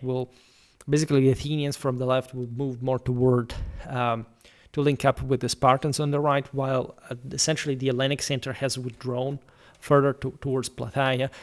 So we will never even fully be able to reconstruct the exact movements here. We have some points of reference again, the spring, the temples, and the towns, the river, and the various streams. But fundamentally, we more or less agree on the movements that you see also on the map that I prepared. So let's continue, because this is properly the passage in which sort of the battle, the bigger engagement really unfolds on the day. And these, Herodotus says, then were coming on with shouting and confused numbers of talk about the Achaemenids, thinking to make short work of the Hellenians. Because obviously withdrawing, by the way, was not a good sign, like a simple confidence, right? And so the Achaemenids start feeling overly confident about the fact that they can't hammer the Greeks with combined arm tactics, by the way, because as you understand here, it's basically just the phalanx, all right? And Pausanians, when the cavalry began to attack, sent to the Athenians horsemen and said thus, it's very interesting that they kept communicating, of course, between the various parts of the army. Athenians, now that the greatest contest is set before us, namely that which has for its issue the freedom or the slavery of Hellas, we have been deserted by our allies. We Lacedaemonians and you Athenians, seeing that they have run away during the night that is past. Now, therefore, is determined that we must do upon this, namely that we must defend ourselves and protect one another as best we may. If then the cavalry has set forth to attack you at the first, we and the Tegeans, who with us refuse to betray the cause of Hellas, should have been bound to go to your help, but as it is, since the whole body has come against us, it is right that you should come to that portion of the army which is hardest pressed to give aid. If, however, anything has happened to you which makes it impossible for you to come to our help, then do us a kindness by sending to us the archers. And we know that you have been in the course of this present war by far the most zealous of all, so that you will listen to our request in this matter also. This is very interesting because the Spartans are talking to the Athenians, whose city has been sacked by the Persians. And they found them, so basically they are telling, look, because here the Spartans and the Athenians were the strongest element, right? So here the Athenian sort of section of the line and other in their group mostly was abandoned, as we've seen on the right, by the center, so to say, because here Herodotus describes everything as a continuous line, but obviously the extremes, as we said before, are important, and it's not surprising, in fact, in Hellenic, classical Hellenic warfare that, in fact, that would be attributed to the best elements of the army. And so the Spartans say, look, if we had, the Achaemenids are attacking us, there is this big gap in between us because the center has withdrawn far back, as you see in the map, and so the Achaemenids are actually attacking us en masse. Right, you see here that the Achaemenids have recomposed themselves mostly to knock out the Spartans with cavalry and infantry, and here there's no cavalry inside. Right, this is very interesting from the Hellenic side. It would have been cavalrymen. You here see that the heralds move with some cavalry detachments and so on, but it is absolutely correct to say that there was no cavalry as a fully developed arm among the sort of the Greeks at this point, if not, again, runners and so on.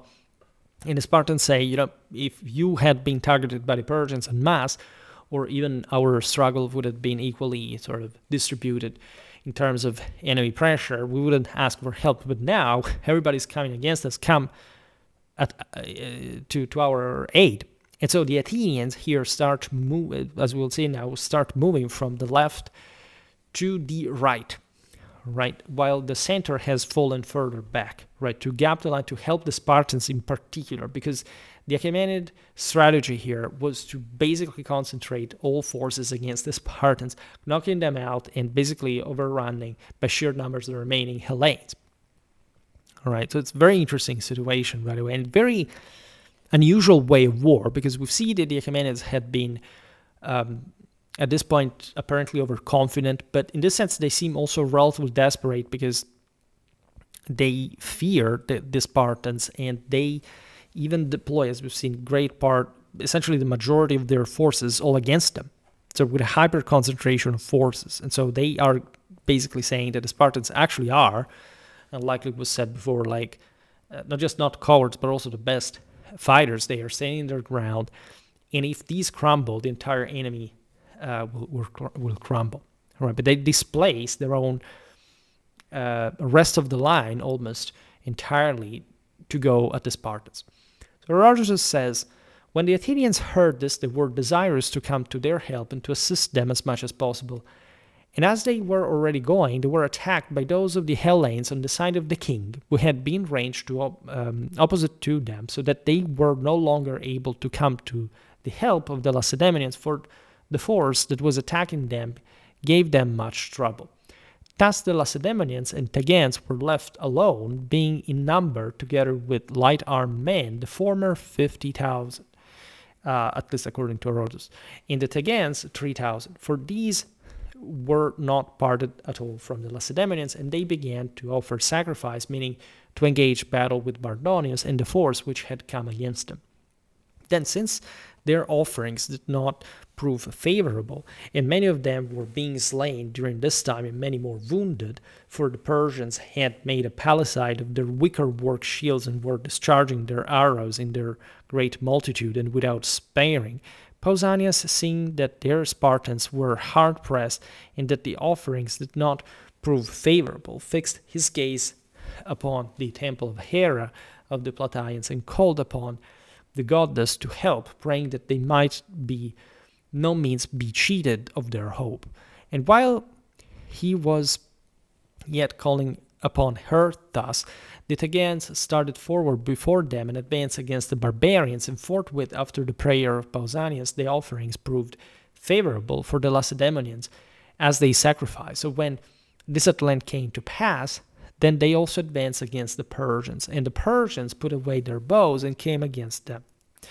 Then first there was fighting about the wicker-work shields, and when these had been overturned, after that the fighting was fierce by the side of the temple of Demeter, and so continued for a long time until at last they came to justling, for the barbarians would take hold of the spears and break them off.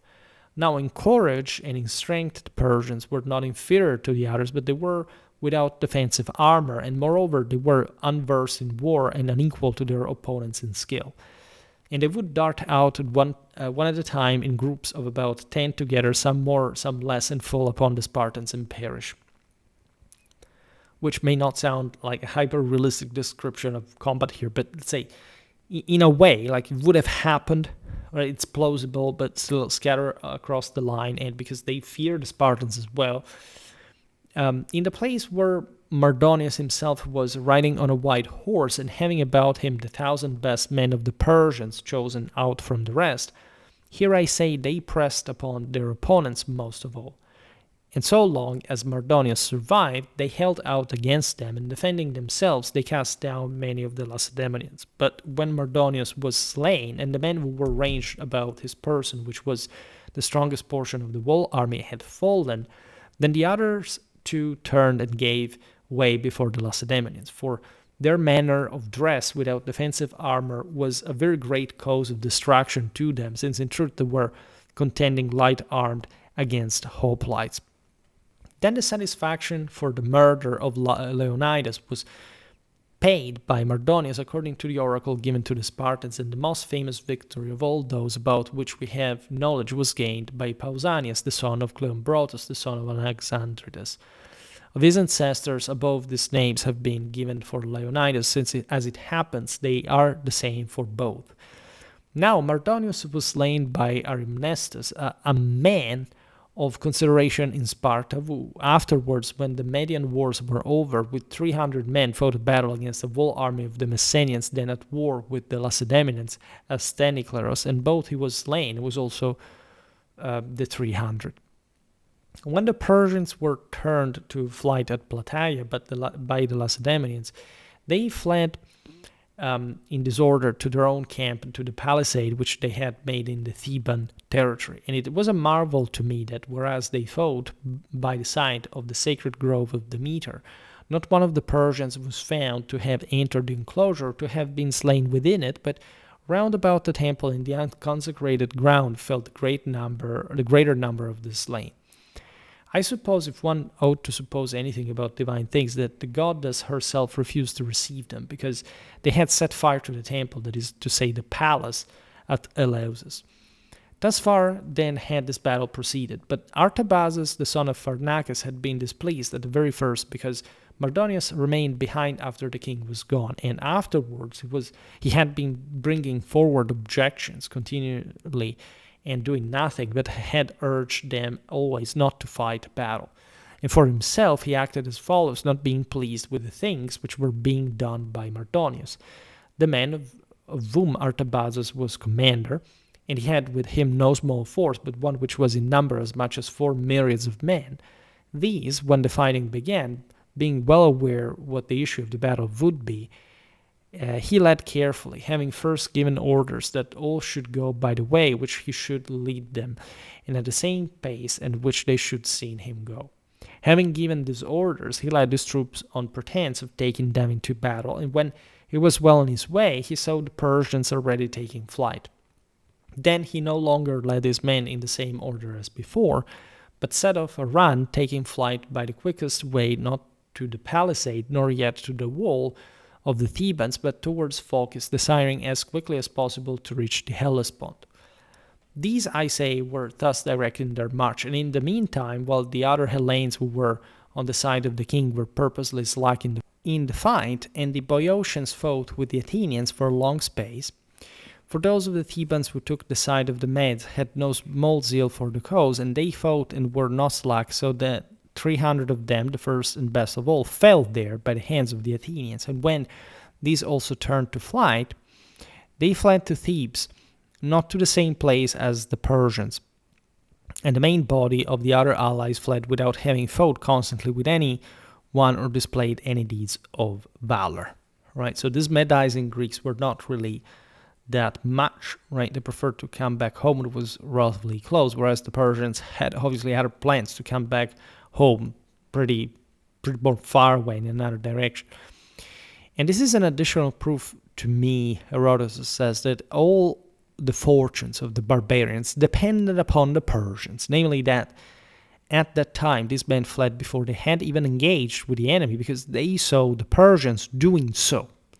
Thus all were in flight except only the cavalry, including also that of the Boeotians, and this rendered service to the fugitives by constantly keeping close to the enemy and separating the fugitives of their own side from the Hellenes. This is very interesting because there is this cavalry, likely as you see also here in the map that I prepared, the one of the barbarians that kept, let's say, sort of, that remained intact in a way and allowed the Achaemenid fugitives to not to be overrun by the, in fact, not to be cut down by the runners of the Hellenes. Right. This is very interesting, this engaging capacity. Imagine among these guys, as you've seen, the Scythians, like peoples that were habituated to this kind of disengagements of controlled retreats, elastic sort of defense, like hit and run tactics, even carry out during the withdrawal. This is very important because in general, when you look at these clashes between the Persians, the Hellenes, as we said before, not having cavalry in general is not a great recipe for especially the pursuit later, if you are sort of able to win. Here, the Hellenes successfully defend. We've seen it also in the videos about the English armies of the 100 Years' War. Great defense, great victories, but very scarce pursuit, and so they had made their slaughter, but they could have done much more had they been able to pursue, like in significant manner. Herodotus says the victors then were coming after the troops of Xerxes, both pursuing them and slaughtering them. And during the time when this panic arose, the report was brought that the other Hellenes who had posted themselves about the temple of Aaron had been absent from the battle, that a battle had taken place, and that the troops of Pausanias were gaining the victory. When they heard this, then without arranging themselves in any other order, the Corinthians and those near them turned to go by the skirts of the mountain and by the low hills along the way which led straight up to the temple of Demeter, while the Megarians and Phliasians and those near them went by the plain along the smoothest way. When, however, the Megarians and Phliasians came near to the enemy, the cavalry of the Thebans caught sight of them from a distance, hurrying along without any order, and rode up to attack them, the commander of the cavalry being Asopodoros, the son of Timander, and having fallen upon them, they slew 600 of them, and the rest they pursued and drove to Kitairon. These then perished thus ingloriously. And meanwhile, the Persians and the rest of the throng, having fled for refuge to the palisades, succeeded in getting up to the towers before the Lacedaemonians came. And having got up, they strengthened the wall of defense as best they could. Then, when the Lacedaemonians came up to attack it, there began between them a vigorous fight for the wall. For so long as the Athenians were away, they defended themselves and had much the advantage over the Lacedaemonians, since these did not understand the art of fighting against walls. But when the Athenians came up to help them, then there was a fierce fight for the wall, lasting for a long time, and at length, by valor and endurance, the Athenians mounted up on the wall and made a breach in it, through which the Hellenes poured in. Now the Tegeans were the first who entered the wall, and these were they who plundered the tent of Mardonius, taking besides the other things which were in it also the manger of his horse, which was all of bronze, and a sight worth seeing. This manger of Mardonius was dedicated by the Tegeans as an offering in the temple of Athene Alea, but all the other things which they took, they brought to the common stock of the Hellenes. The barbarians, however, after the wall had been captured, no longer formed themselves into any close body, nor did any of them think of making resistance, but they were utterly at loss, as you might expect from men who were in a panic, with many myriads of them shut up together in a small space. And the Hellenes were able to slaughter them, so that out of an army of 30 myriads, if those 4 be subtracted which Artabazus took with him in his flight, of the remainder not 3,000 men survived. Of the Lacedaemonians from Sparta that were slain in the battle, 91 in all, of the Tegeans 16, and of the Athenians 250. Right. Among the barbarians, those who proved themselves the best men were of those on foot the Persians, and of the cavalry the Sacans, which is sort of obviously pretty sensible knowing the Achaemenid army, and for a single man Mardonius, it is said, was the best. Of the Hellenes, though both the Tegeans, and you see how sort of champion-based this concept really is, right? Though both the Tegeans and the Athenians proved themselves good men, yet the Lacedaemonians surpassed them in valor. Of this I have no other proof. For all these victories over their opposites, but only this, that they fought against the strongest part of the enemy's force and overcame it. Because the Spartans, as you have understood, and the right break, right, the Persians, and so that had also concentrated all these other forces against them. And the man who proved himself, in my opinion, by Herodotus says, by much the best was that Aristodemus, who, having come back safe from Thermopylae alone, of the 300, had reproach and dishonor attached to him. After him, the best were Poseidonius and Philocyon and Amompharetus the Spartan. However, when there came to be conversation as to which of them had proved himself the best, the Spartans who were present gave it as their opinion that Aristodemus had evidently wished to be slain in consequence of the charge which lay against him, and so being as it were in a frenzy and leaving his place in the ranks, he had displayed great deeds, whereas Poseidonius had proved himself a good man, although he did not desire to be slain. Right? This is very interesting, by the way. And so far he was the better man of the two. This, however, they perhaps said from ill will, and all those whose names I mentioned among the men who were killed in this battle were specially honored, except Aristodemus. But Aristodemus, since he desired to be slain on account of the before-mentioned charge, was not honored. It's as if he had already lost his life and thus honored in a way, right? It's similar to the devotium. These obtained the most renown of those who fought at Plataea, for as for Callicrates, the most beautiful who came to the camp, not of the Lacedaemonians alone, but also of the Hellenes of this time, right? He was not killed. In fact, he was called Callicrates, if you know the etymology of the name for a reason. He was not killed in the battle itself, but when Pausanias was offering sacrifice, he was wounded by an arrow in the side as he was sitting down in his place in the ranks. And while the others were fighting, he, having been carried out of the ranks, was dying a lingering death. And he said to Arimnestus, a Plataean, that it did not grieve him to die for Hellas, but it grieved him only that he had not proved his strength of hand, and that no deed of valor had been displayed by him worthy of the spirit which he had in him to perform great deeds. Right? The standard was Achilles here, right? So this is so beautiful because you understand how truly knightly and chivalric Hellenic mentality really is, after all, regardless of our modernization and secularization. Of the Athenians, the man who gained most glory is said to have been Sophanes, the son of Euthychides, of the dam of the Plataea, a dam of which the inhabitants formerly did a deed that was of service to them for all time, as the Athenians themselves report.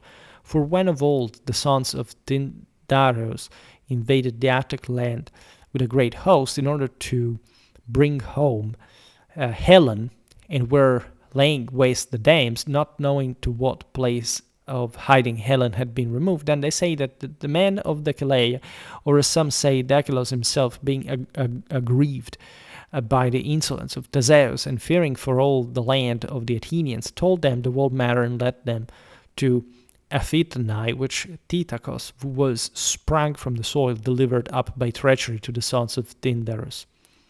In consequence of this deed, the Decelaians have had continually freedom from dues in Sparta and from seats at the games, privileges which exist still to this day, in so much that even in the war which many years after these events arose between the Athenians and the Peloponnesians, when the Lacedaemonians laid waste all the rest of Attica, they abstained from injury to Decelea. To this dam belonged Sophanes, who showed himself the best of all Athenians in this battle, and of him there are two different stories told. One, that he carried an anchor of iron bound by chains of bronze to the belt of his corslet, and this he threw whensoever he came up with the enemy, in order, they say, that the enemy, when they came forth out of their ranks, might not be able to move him from his place.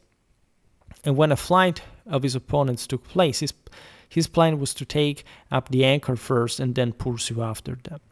The story is reported thus, but the other of the stories, disputing the truth of that which has been told above, is reportedly as follows, namely that upon his shield, which was ever moving about and never remaining still, he bore an anchor as a device, and not one of iron bound to his corslet. There was another illustrious deed done too by Sophanes, for when the Athenians besieged Aegina, he challenged into fight and slew Eurybates the Argive, one who had been victor in the 5 contests at the games. To Sophanes himself it happened after these events that when he was general of the Athenians, together with Leagrus the son of Glaucon, he was slain after proving himself a good man by the Edonians at Daton, fighting for the gold mines. When the barbarians had been laid low by the Hellenes at Plataea, they approached to these woman, the concubine of Pharandates the son of Theaspis, a Persian, coming over her own free will from the enemy, who, when she perceived that the Persians had been destroyed and that the Hellenes were the victors, descended from her carriage and came up to the Lacedaemonians while they were yet engaged in the slaughter.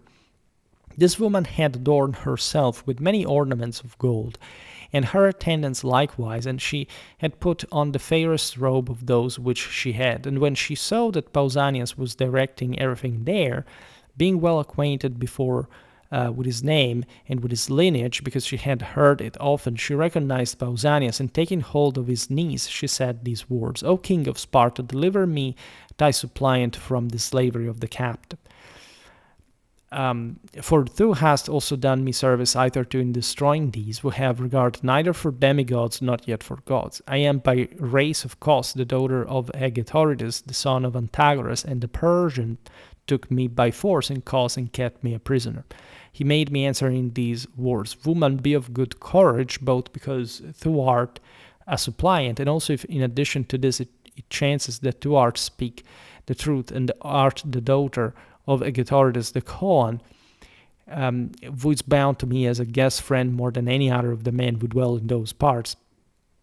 Having thus spoken for that time, her gave her charge to those efforts who were present, and afterwards he sent her away to Aegina, whither she herself desired to go. After the arrival of the woman, forthwith upon this arrived the Mantineans.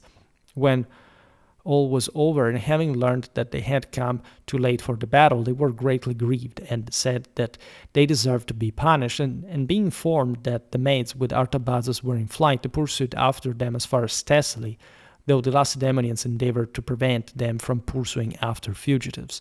Then returning back to their own country, they sent the leaders of their army into exile from the land. After the Mantineans came the Elezians, and they, like the Mantineans, were greatly grieved by it, and so departed home.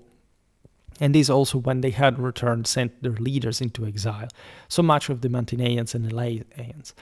At Plataea, among the troops of the Aeginetans, was Lampon, the son of Pythias, one of the leading men of the Aeginetans, who was moved to go to Pausanias with a most impious proposal, and when he had come with haste, he said as follows: Son of Cleombrotus, a deed has been done by thee, which is of marvelous greatness and glory, and to thee God has permitted by rescuing Hellas to lay up for thyself the greatest renown of all the Hellenes about whom we have any knowledge.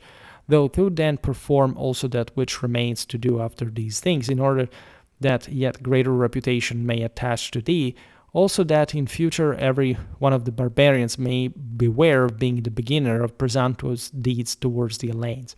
For when Leonidas was slain at Thermopylae, Mardonius and Xerxes cut off his head and crucified him.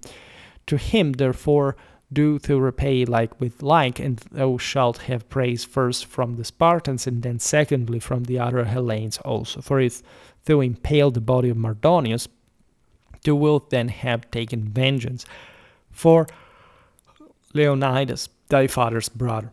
He said this thinking to give pleasure, but the other made him answer in these words: Stranger of Aegina, admired thy friendly spirit and thy forethought for me, but thou hast failed of a good opinion nevertheless, for having exalted me on high in my family and my deed, though this then cast me down to naught by advising me to do outrage to a dead body, and by saying that if I do this I shall be better reported of. These things it is more fitting for barbarians to do than for Hellenes, and even with them we find fault for doing so. However, that may be, I do not desire in any such manner as this to please either Aeginetans and or others who like such things, but it is enough for me that I should keep from unholy deeds, yea, and from unholy speech also, and so please the Spartans.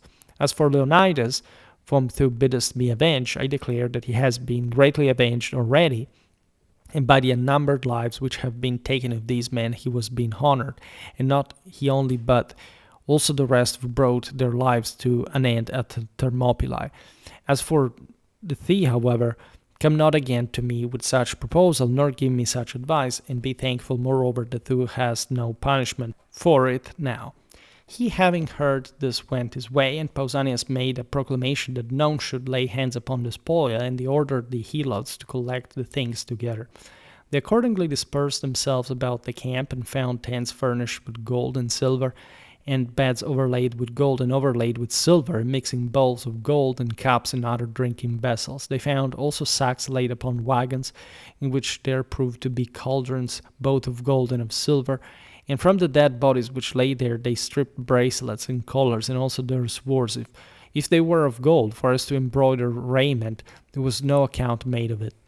Then the Helots stole many of the things, and sold them to the Aeginetans, but many things also they delivered up, as many of them as they could not conceal, so that the great wealth of the Aeginetans first came from this, that they bought the gold from the Helots, making pretense that it was brass. Then having brought the things together, and having set apart a tithe for the god of Delphi, with which the offering was dedicated, of the golden tripod which rests upon the three-headed serpent of a bronze, and stands close by the altar, and also for the god at Olympia, with which they dedicated the offering of a bronze statue of Zeus 10 cubits high, and finally for the god at the isthmus, with which was made a bronze statue of Poseidon 7 cubits high. Having set apart these things, they divided the rest, and each took that which they ought to have, including the concubines of the Persians, and the gold, and the silver, and the other things, and also the beasts of burden. How much was set apart and given to those of them who had proved themselves the best men of Plataea, is not reported by any, though for my part I suppose that gifts were made to these also. Pausanias, however, had 10 of each thing set apart and given to him, that is, women, horses, talents, camels, and so also of the other things. It is said, moreover, that this was done which here follows, namely that Xerxes in his flight from Hellas had left Mardonius the furniture of his own tent, and Pausanias, accordingly seeing the furniture of Mardonius furnished with gold and silver and hangings to different colors, ordered the bakers and the cooks to prepare a meal as they were used to do for Mardonius. Then, when they did this and they had been commanded, it said that Pausanias, seeing the couches of gold and silver with luxurious coverings, and the tables of gold and silver, and the magnificent apparatus of the feast, was astonished at the good things set before him, and for sport he ordered his own servants to prepare a Laconian meal. And as, when the banquet was served, the difference between the two was great, Pausanias laughed and sent for the commanders of the Hellenes, and when these had come together, Pausanias said, pointing to the preparation of these two meals severally, Hellenes, for this reason I assemble you together, because I desire to show you the senselessness of this leader of the Maids, for having such fare as this came to us, we have such sorry fare as you see here, in order to take it away from us. Thus it said that Pausanias spoke to the commanders of the Hellenes. However, in later time, after these events, many of the Plataeans also found chests of gold and of silver and of other treasures, and moreover, afterwards, this which follows was seen in the case of the dead bodies here, after the flesh had been stripped off from the bones. For the Plataeans brought together the bones all to one place, there was found, I say, a skull with no suture, but all of one bone, and there was seen also a jaw bone, that is to say, the upper part of the jaw, which had teeth joined together and had all of one of bone, both the teeth and bite and those that grind. And the bones were seen also of a man of 5 cubits high. The body of Mardonius, however, had disappeared on the day after the battle, taken by whom I am not able with certainty to say, but I have heard the names of many men of various cities who are said to have buried Mardonius, and I know that many received gifts from Artontes, the son of Mardonius, for having done this. This is also very interesting. He was, however, who took up and buried the body of Mardonius, I'm not able for certain to discover, but Dionysiophanes, an Ephesian, is reported with some show of reason to have been he who buried Mardonius. He then was buried in some such manner as this, and the Hellenes, when they had divided the spoil at Plataea, proceeded to bury their dead, each nation apart by themselves. The Spartans made for themselves 3 several burial places, one in which they buried the younger Spartans, of whom also were Poseidonius, among Phaeretus, Philocyon, and Callicrates. In one of the graves, I say, were laid the younger men, in the second the rest of the Spartans, and in the third the Helots. These then thus buried their dead, but the Tegeans buried theirs as all together in a place apart from these, and the Athenians theirs together, and the Megarians and Phliasians those who had been slain by the cavalry. Of all these, the burial places had bodies laid in them, but as to the burial places of the other states, which are to be seen at Plataea, these, as I am informed, are all mere mounds of earth without any bodies in them, raised by several peoples on account of posterity, because they were ashamed of their absence from the fight. For among others, there is one there called the burial place of the Aeginetans, which I hear was raised at the request of the Aeginetans by Cleades, the son of Autodicus, a man of Plataea, who was their public guest friend no less than 10 years after these events. When the Hellenes had buried their dead at Plataea, forthwith they determined in common council to march upon Thebes and to ask the Thebans to surrender those who had taken the side of the Maids. And among the first of them, Timagenides and Ataginus, who were leaders equal to the first. And if the Thebans did not give them up, they determined not to retire from the city until they had taken it. Having thus resolved, they came accordingly on the 11th day after the battle and began to besiege the Thebans, bidding them to give the men up. And as the Thebans refused to give them up, they began to lay waste their land and also to attack their wall. So then, as they did not cease their ravages, on the 20th day Timagenides spoke as follows to the Thebans. Thebans, since it has been resolved by the Eleans not to retire from the siege until either they have taken Thebes or you have delivered us up to them, now therefore let not the land of Boeotia suffer any more for our sakes, but if they desire to have money and are demanding our surrender, and as a color for this, let us give them money taken out of the treasury of the state. For we took the side of the Medes together with the state, and not by ourselves alone. But if they are making the siege truly in order to get us into their hands, then we will give ourselves up for trial. In this it was thought that he spoke very well and seasonably. And the Thebans forthwith sent a herald to Pausanias offering to deliver up the man. After they had made an agreement on these terms, Ataginos escaped out of the city, and when his sons were delivered up to Pausanias, he released them from the charge, saying that the sons had no share in the guilt of taking the side of the Medes. As to the other men whom the Thebans delivered up, they supposed that they would get a trial, and they trusted moreover to be able to repel the danger by payment of money. But Pausanias, when he had received them, suspecting this very thing, first dismissed the whole army of allies, and then took the men to Corinth and put them to death there. These were things which happened at Plataea and at Thebes. Artabazos, meanwhile, the son of Pharnaces, in his flight from Plataea, was by this time getting forward on his way, and the Thessalians, when he came to them, offered him hospitality and inquired concerning the rest of the army, not knowing anything of that which had happened at Plataea. And Artabazos, knowing that he should tell them the whole truth about the fighting, he would run the risk of being destroyed, both himself and the whole army which was with him, for he thought that they would all set upon him if they were informed of that which had happened. Reflecting, I say, upon this, he had told nothing of it to the Phocians. And now to the Thessalians he spoke as follows. I, as you see, Thessalians, am earnest to march by the shortest way to Thrace, and I am in great haste, having been sent with these men for a certain business from the army. Moreover, Mardonius himself and his army are shortly to be looked for here, marching close after me. To him give entertainment and show yourselves serviceable, for we will not in the end repent of so doing. Having thus said, he continued to march his army with haste through Thessaly and Macedonia, straight for Thrace, being in truth earnest to proceed and going through the land by the shortest way possible. And so he came to Byzantium, having left behind him great numbers of his army who had either been cut down by the Thracians on the way or had been overcome by hunger and fatigue, and from Byzantium he passed over in ships. He himself then thus made his return back to Asia.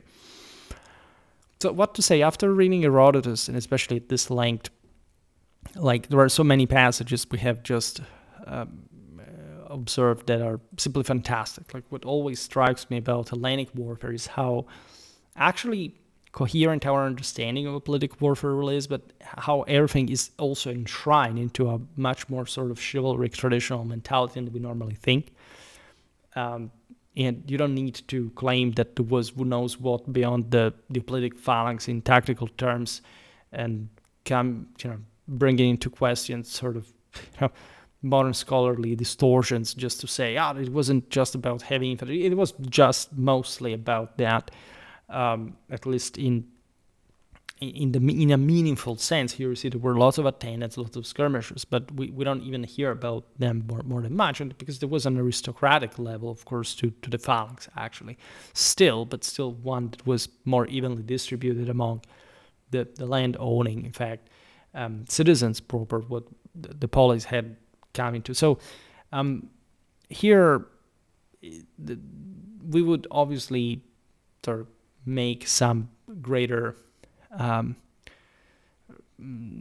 sort of digression on this. We're talking, as we're going to do in other videos, all this stuff about in some more social, cultural, anthropological, spiritual sense. What we see here is that the battle is also relatively simple, that for all this talk, it's impossible not to see how relatively simple the battle is. At least we think that here the reconstruction of the battle is much less problematic than it seems as well. When you have all this body of text, you say, oh my god, I have to be careful about everything, kind of, because as we've seen, the part on the movements is you can say relatively convoluted, but there is naturally an important level of synthesis that you have to be able to make. And essentially, I showed you what happens in this incident. There isn't also much else to add as for sort of combat and so on. The strategy of this all is fundamentally clear, right? As you see also from the movements, there are these cavalry attacks on the, interestingly enough, we presume on the flanks of the phalanx. At the beginning, as in the day prior, there had been these attacks on probably the front of the enemy position, and we don't know why the Persians had simply sent the cavalry to being defeated by the hoplites in any case, because they knew it would have ended like that. But in the day of the battle, we see these outflanking maneuvers, these engagements, the capacity of the Persians to sort of pin down the hoplites because those were heavier and moving more slowly, etc. But so at some point, even trying to outflank them. We've seen in the previous days the operations to seize the spring of water. Here, it doesn't even matter where this was fundamentally located, probably somewhere between, in the picture, the Athenians and the Epidaurians and the Corinthians. But it doesn't sort of matter more than much, as opposed to understanding how dynamic and aggressive the Achaemenid cavalry really was. And in fact, this is an aspect of the battle that honestly intrigues me a lot, because probably these clashes were slightly more disorderly than we think. But considering the Achaemenid, not just superiority, but just like the fact that in cavalry, but the fact that they apparently are the only ones that had actual bodies of pretty large bodies of cavalry, considering also what the opponents that were facing, and the fact that they could, for example, as you've seen in the pictures, outflank the Spartans probably, and trying to overwhelm them frontally. Well, the Hoplitic phalanx was able to resist. Right, we're not told 100% here all the proportions, the angles of attack, the dispositions, etc. But we understand that there was a pretty resolute hoplitic defense in open field, and that the Achaemenids could not leverage their superiority in at least in arms variety, and much even in number in absolute terms, and that, however, the hoplites managed to withstand this. And what you realize as well is that the Spartans bore the brunt of most of the Achaemenid onslaught. The Athenians and their other elements essentially fought against the Hellenic turncoats from the Achaemenid side that were not particularly convinced. And so basically the Spartans fence off, like, they probably break the enemy lines. We've seen the Spartans were the ones who had sort of decided to move a bit later. They were a bit slower to move because also they cared about, it's not that they were slower, but they were trying to position themselves in the best way to withstand the enemy. So they were somehow more cautious, but still needing to properly be the first ones in the fray. And as the right, they had the honor of that position, etc. And they are the ones that, this is what we're told without too many other details, that broke by sheer force the Persians in front of them. And this is really incredible, and it speaks of how tough the Spartans really were. And in fact, this lines up, naturally, Herodotus tells us this, but there are some, you would say, but how did the battle actually went like this? Well, it's like with these sources, there's no contradictory, right? And we are told about this dynamic that is fundamentally, you understand how informed it is, regardless of reliability, that you're not able to confirm in any case. So we are given this information, and we're simply told that the Spartans eventually beat fair and square and frontally the Spartans. The Persians.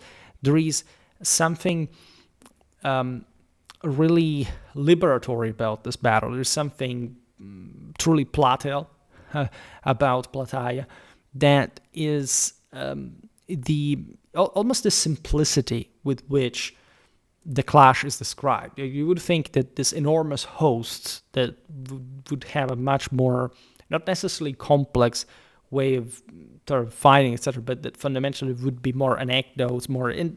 Again, the account is pretty long, as we've seen, but it's more about the sort of standing of the Greeks.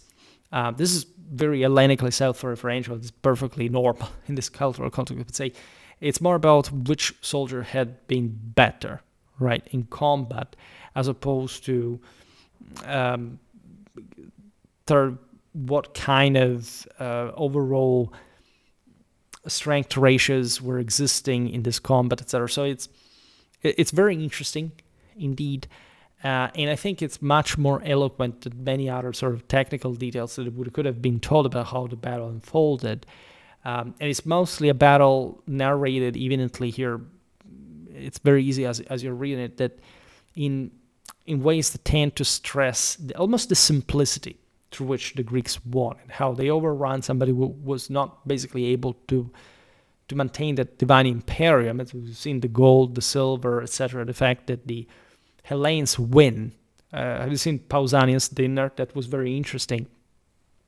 The moral superiority of those who said, this reminds of Karatakos in Tacitus, but here it's spoken from probably a victorious army that says, look at what meals the Persians can have, and they come to Greece to have these meals of ours that suck in comparison. It's a very sarcastic sort of pretty pretty burning, right, joke.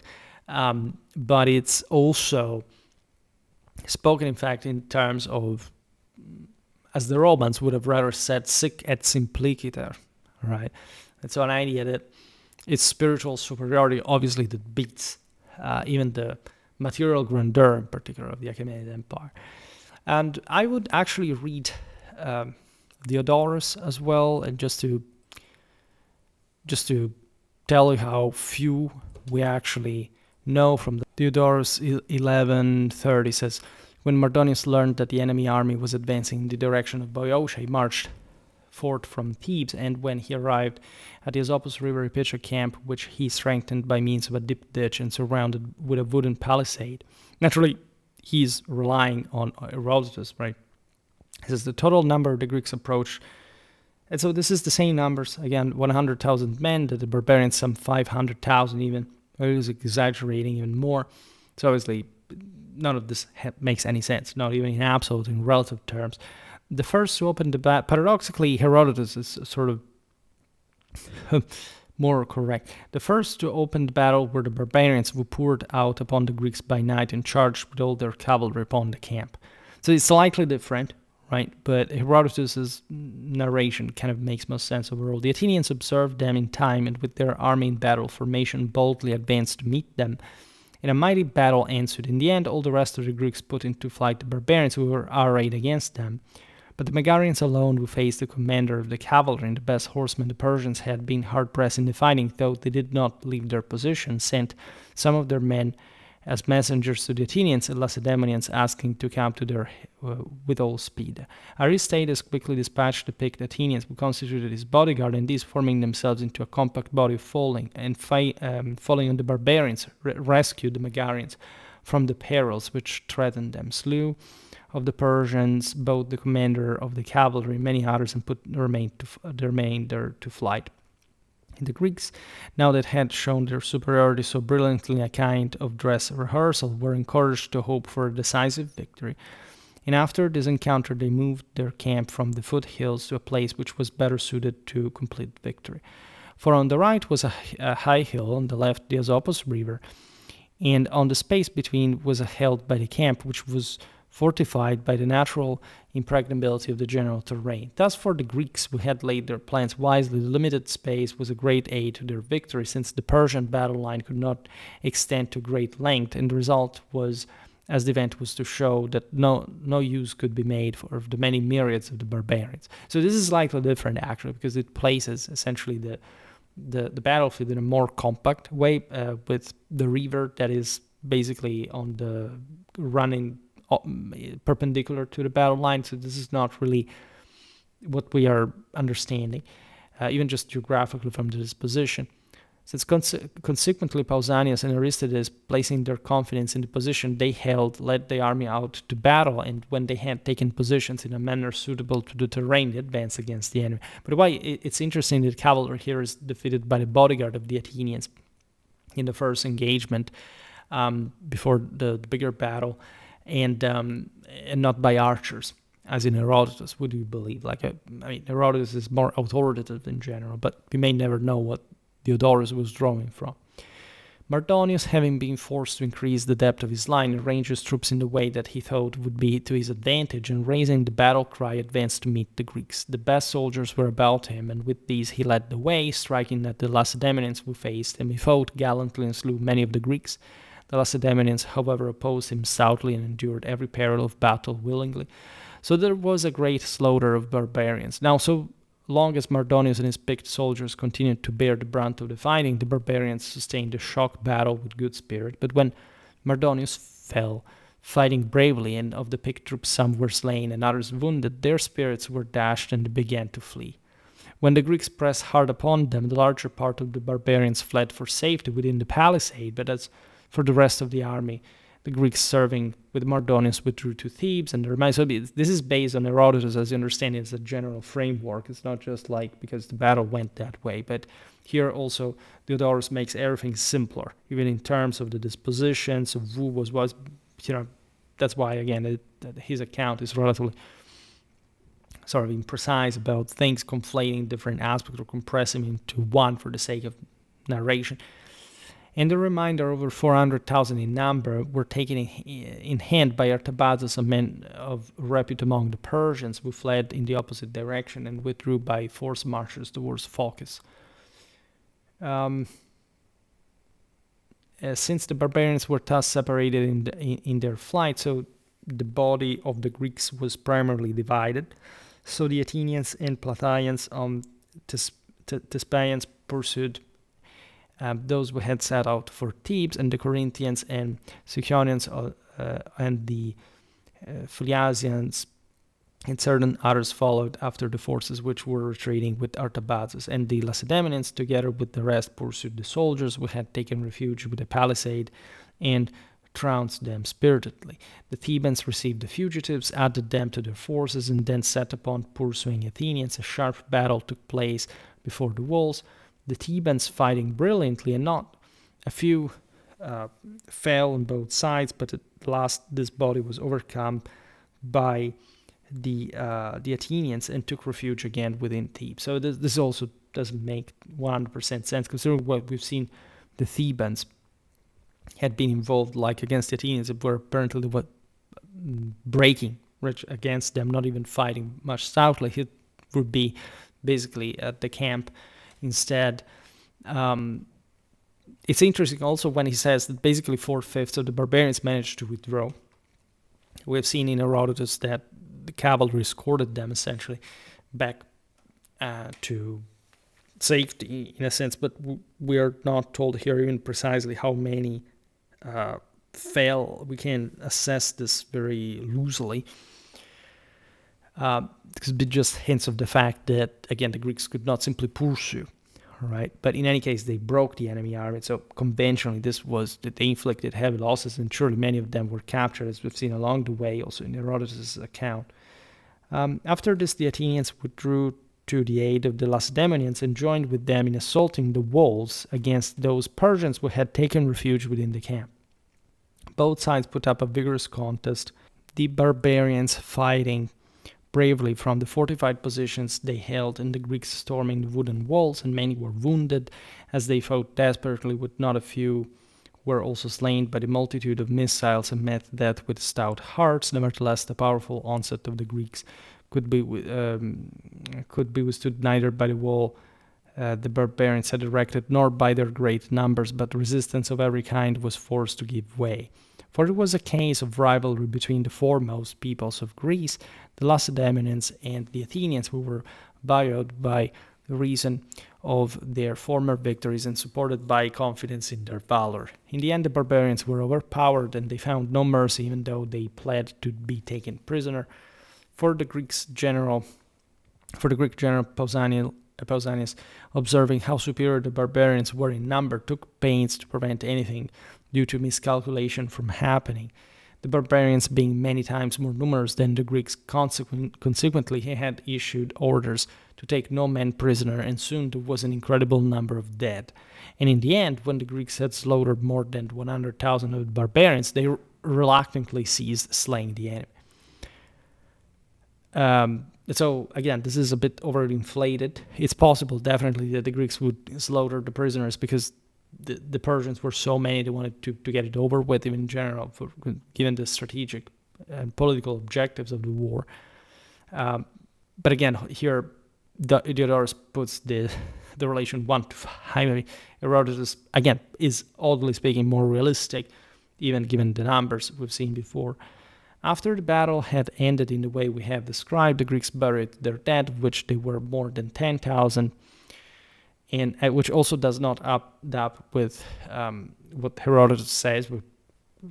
Sort of the dead would be much more contained, which is fairly realistic, in general. And after dividing up the booty according to the number of the soldiers, they made their decision as to award for valor. In response to the urging of Aristides, they bestowed the prize for cities upon Spartan men, upon Pausanias the Lacedaemonian. Meanwhile, Artabazus, with as many as 400,000 of fleeing Persians, made his way through Phocis into Macedonia, availing himself of the quickest routes, and got back safely together with the soldiers into Asia. Artabazus's withdrawal was a masterpiece, by the way. Without any loss, he brought his men back to Asia, even after this big defeat. Again, Diodorus's account, as you understand here, doesn't quite add up sort of very, very interestingly. Plutarch's Life of Aristides, this is a bit more scattering. It says, the contest thus began in two places. The Lacedaemonians were first to repulse the Persians. Mardonius was slain by a man of Sparta named Ariamnestus, who crushed his head with a stone, even as was foretold him by the oracle in the shrine of Amphiaraus. Thither he had sent a Lydian man and a Carian besides to the oracle of Trophonius. This latter the prophet actually addressed in the Carian tongue. But it's even useless to read here before and after. It's the same thing. Like the Medicine Greeks don't fight hard. The Thebans, essentially, then the enemy attacks the Persian camp. And Ctesias Persica actually yields very few. It's just more like an echo of some aspects here. Xerxes sent another army of 120,000 men against Plataea under the command of Mardonius. At the instigation of the Thebans, it was opposed by Pausanias the Spartan with only 300 Spartiates, which is not add up. 16,000 Periechoi, 6,000 from the other cities. The Persians suffered a severe defeat, Mardonius being wounded and obliged to take flight. He doesn't even talk about that. He afterwards sent by Xerxes to plunder the temple of Apollo, where he's said to have died from injuries receiving during a terrible hailstorm, to the great grief of Xerxes. Right, so in any case, you understand that Herodotus is the only sort of kind of way we have, and also other authors, as we've seen here, had historically to understand what happened at the Battle of Plataea. Again, when we look at these battles and their accounts, it's almost, it's never disappointing, but you can't help but wonder naturally whether sort of the description is accurate. We have,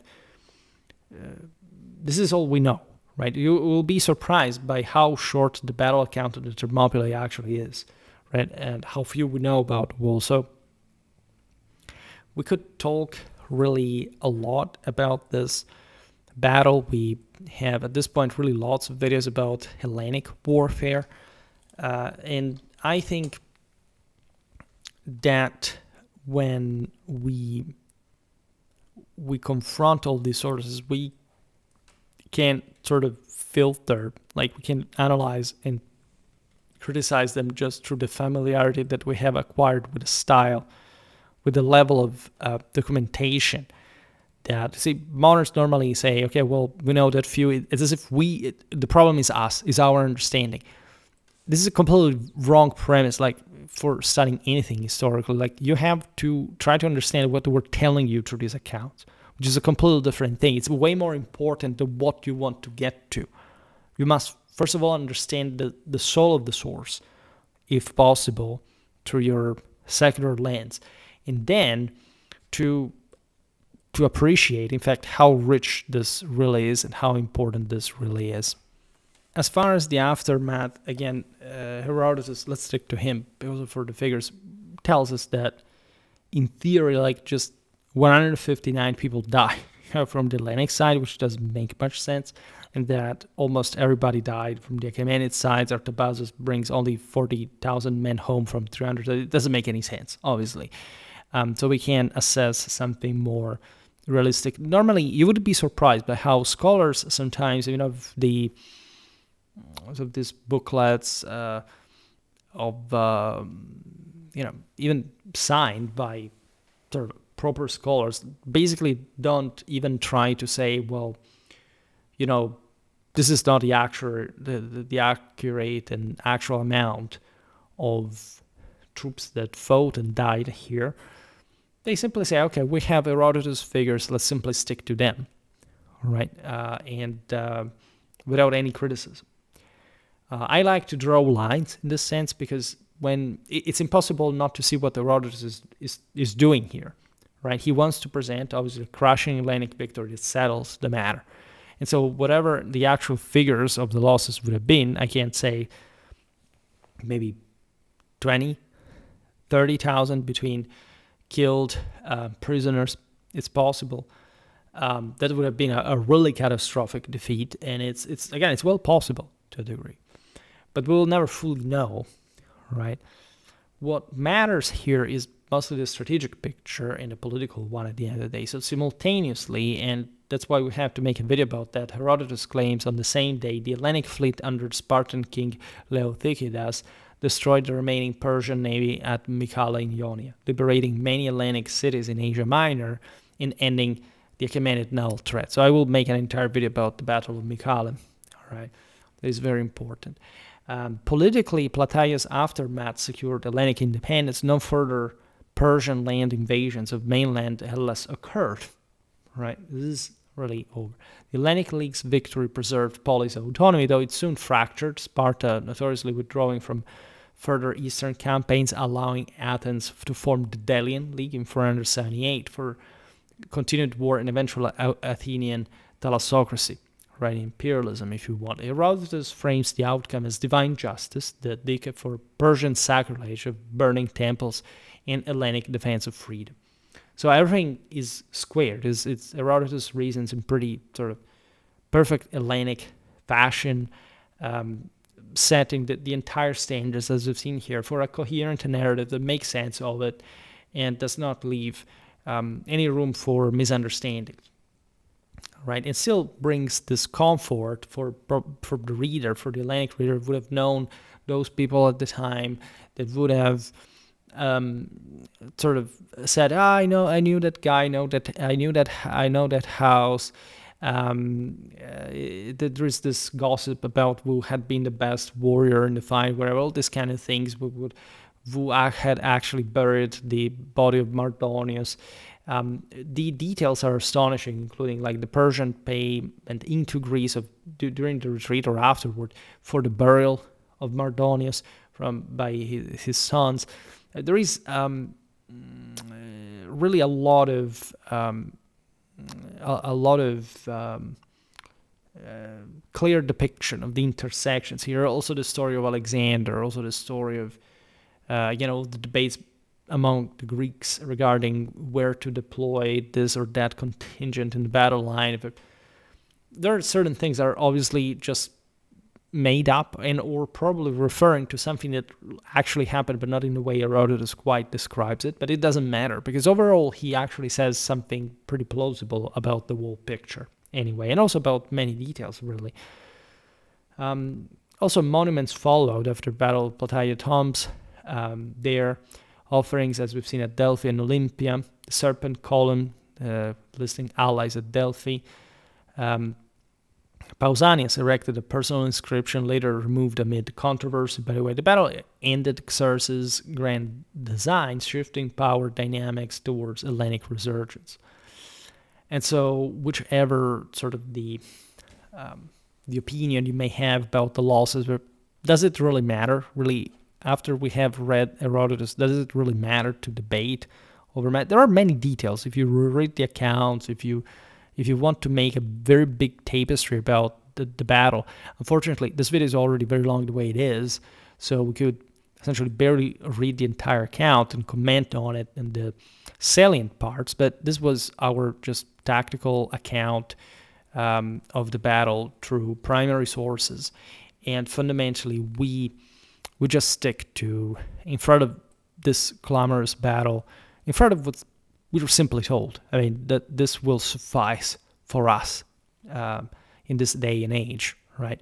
For the rest, I'm very glad I'm covering these battles. I started the classical Hellenic warfare series really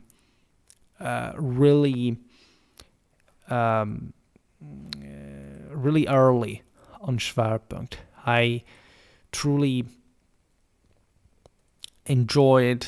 I remember the video on the Battle of Pylos and Sphacter. It was those clashes were among the first ones that I covered, and I immediately, you can't help but falling in love with classical sources.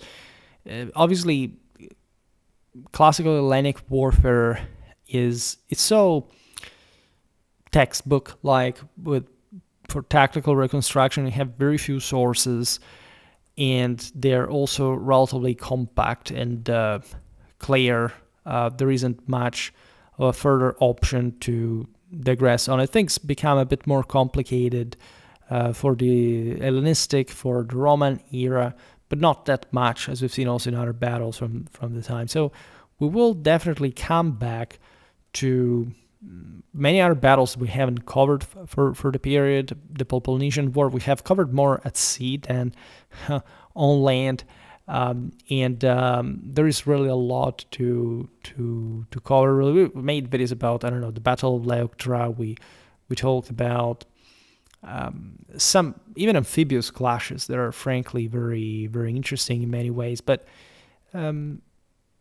step by step. My only sort of reservation here is that I unfortunately haven't started a proper Hellenistic history series that I should have done for a very long time before. We talked a bit about Hellenic religion, but it would be proper at some point to really get into the depths of proper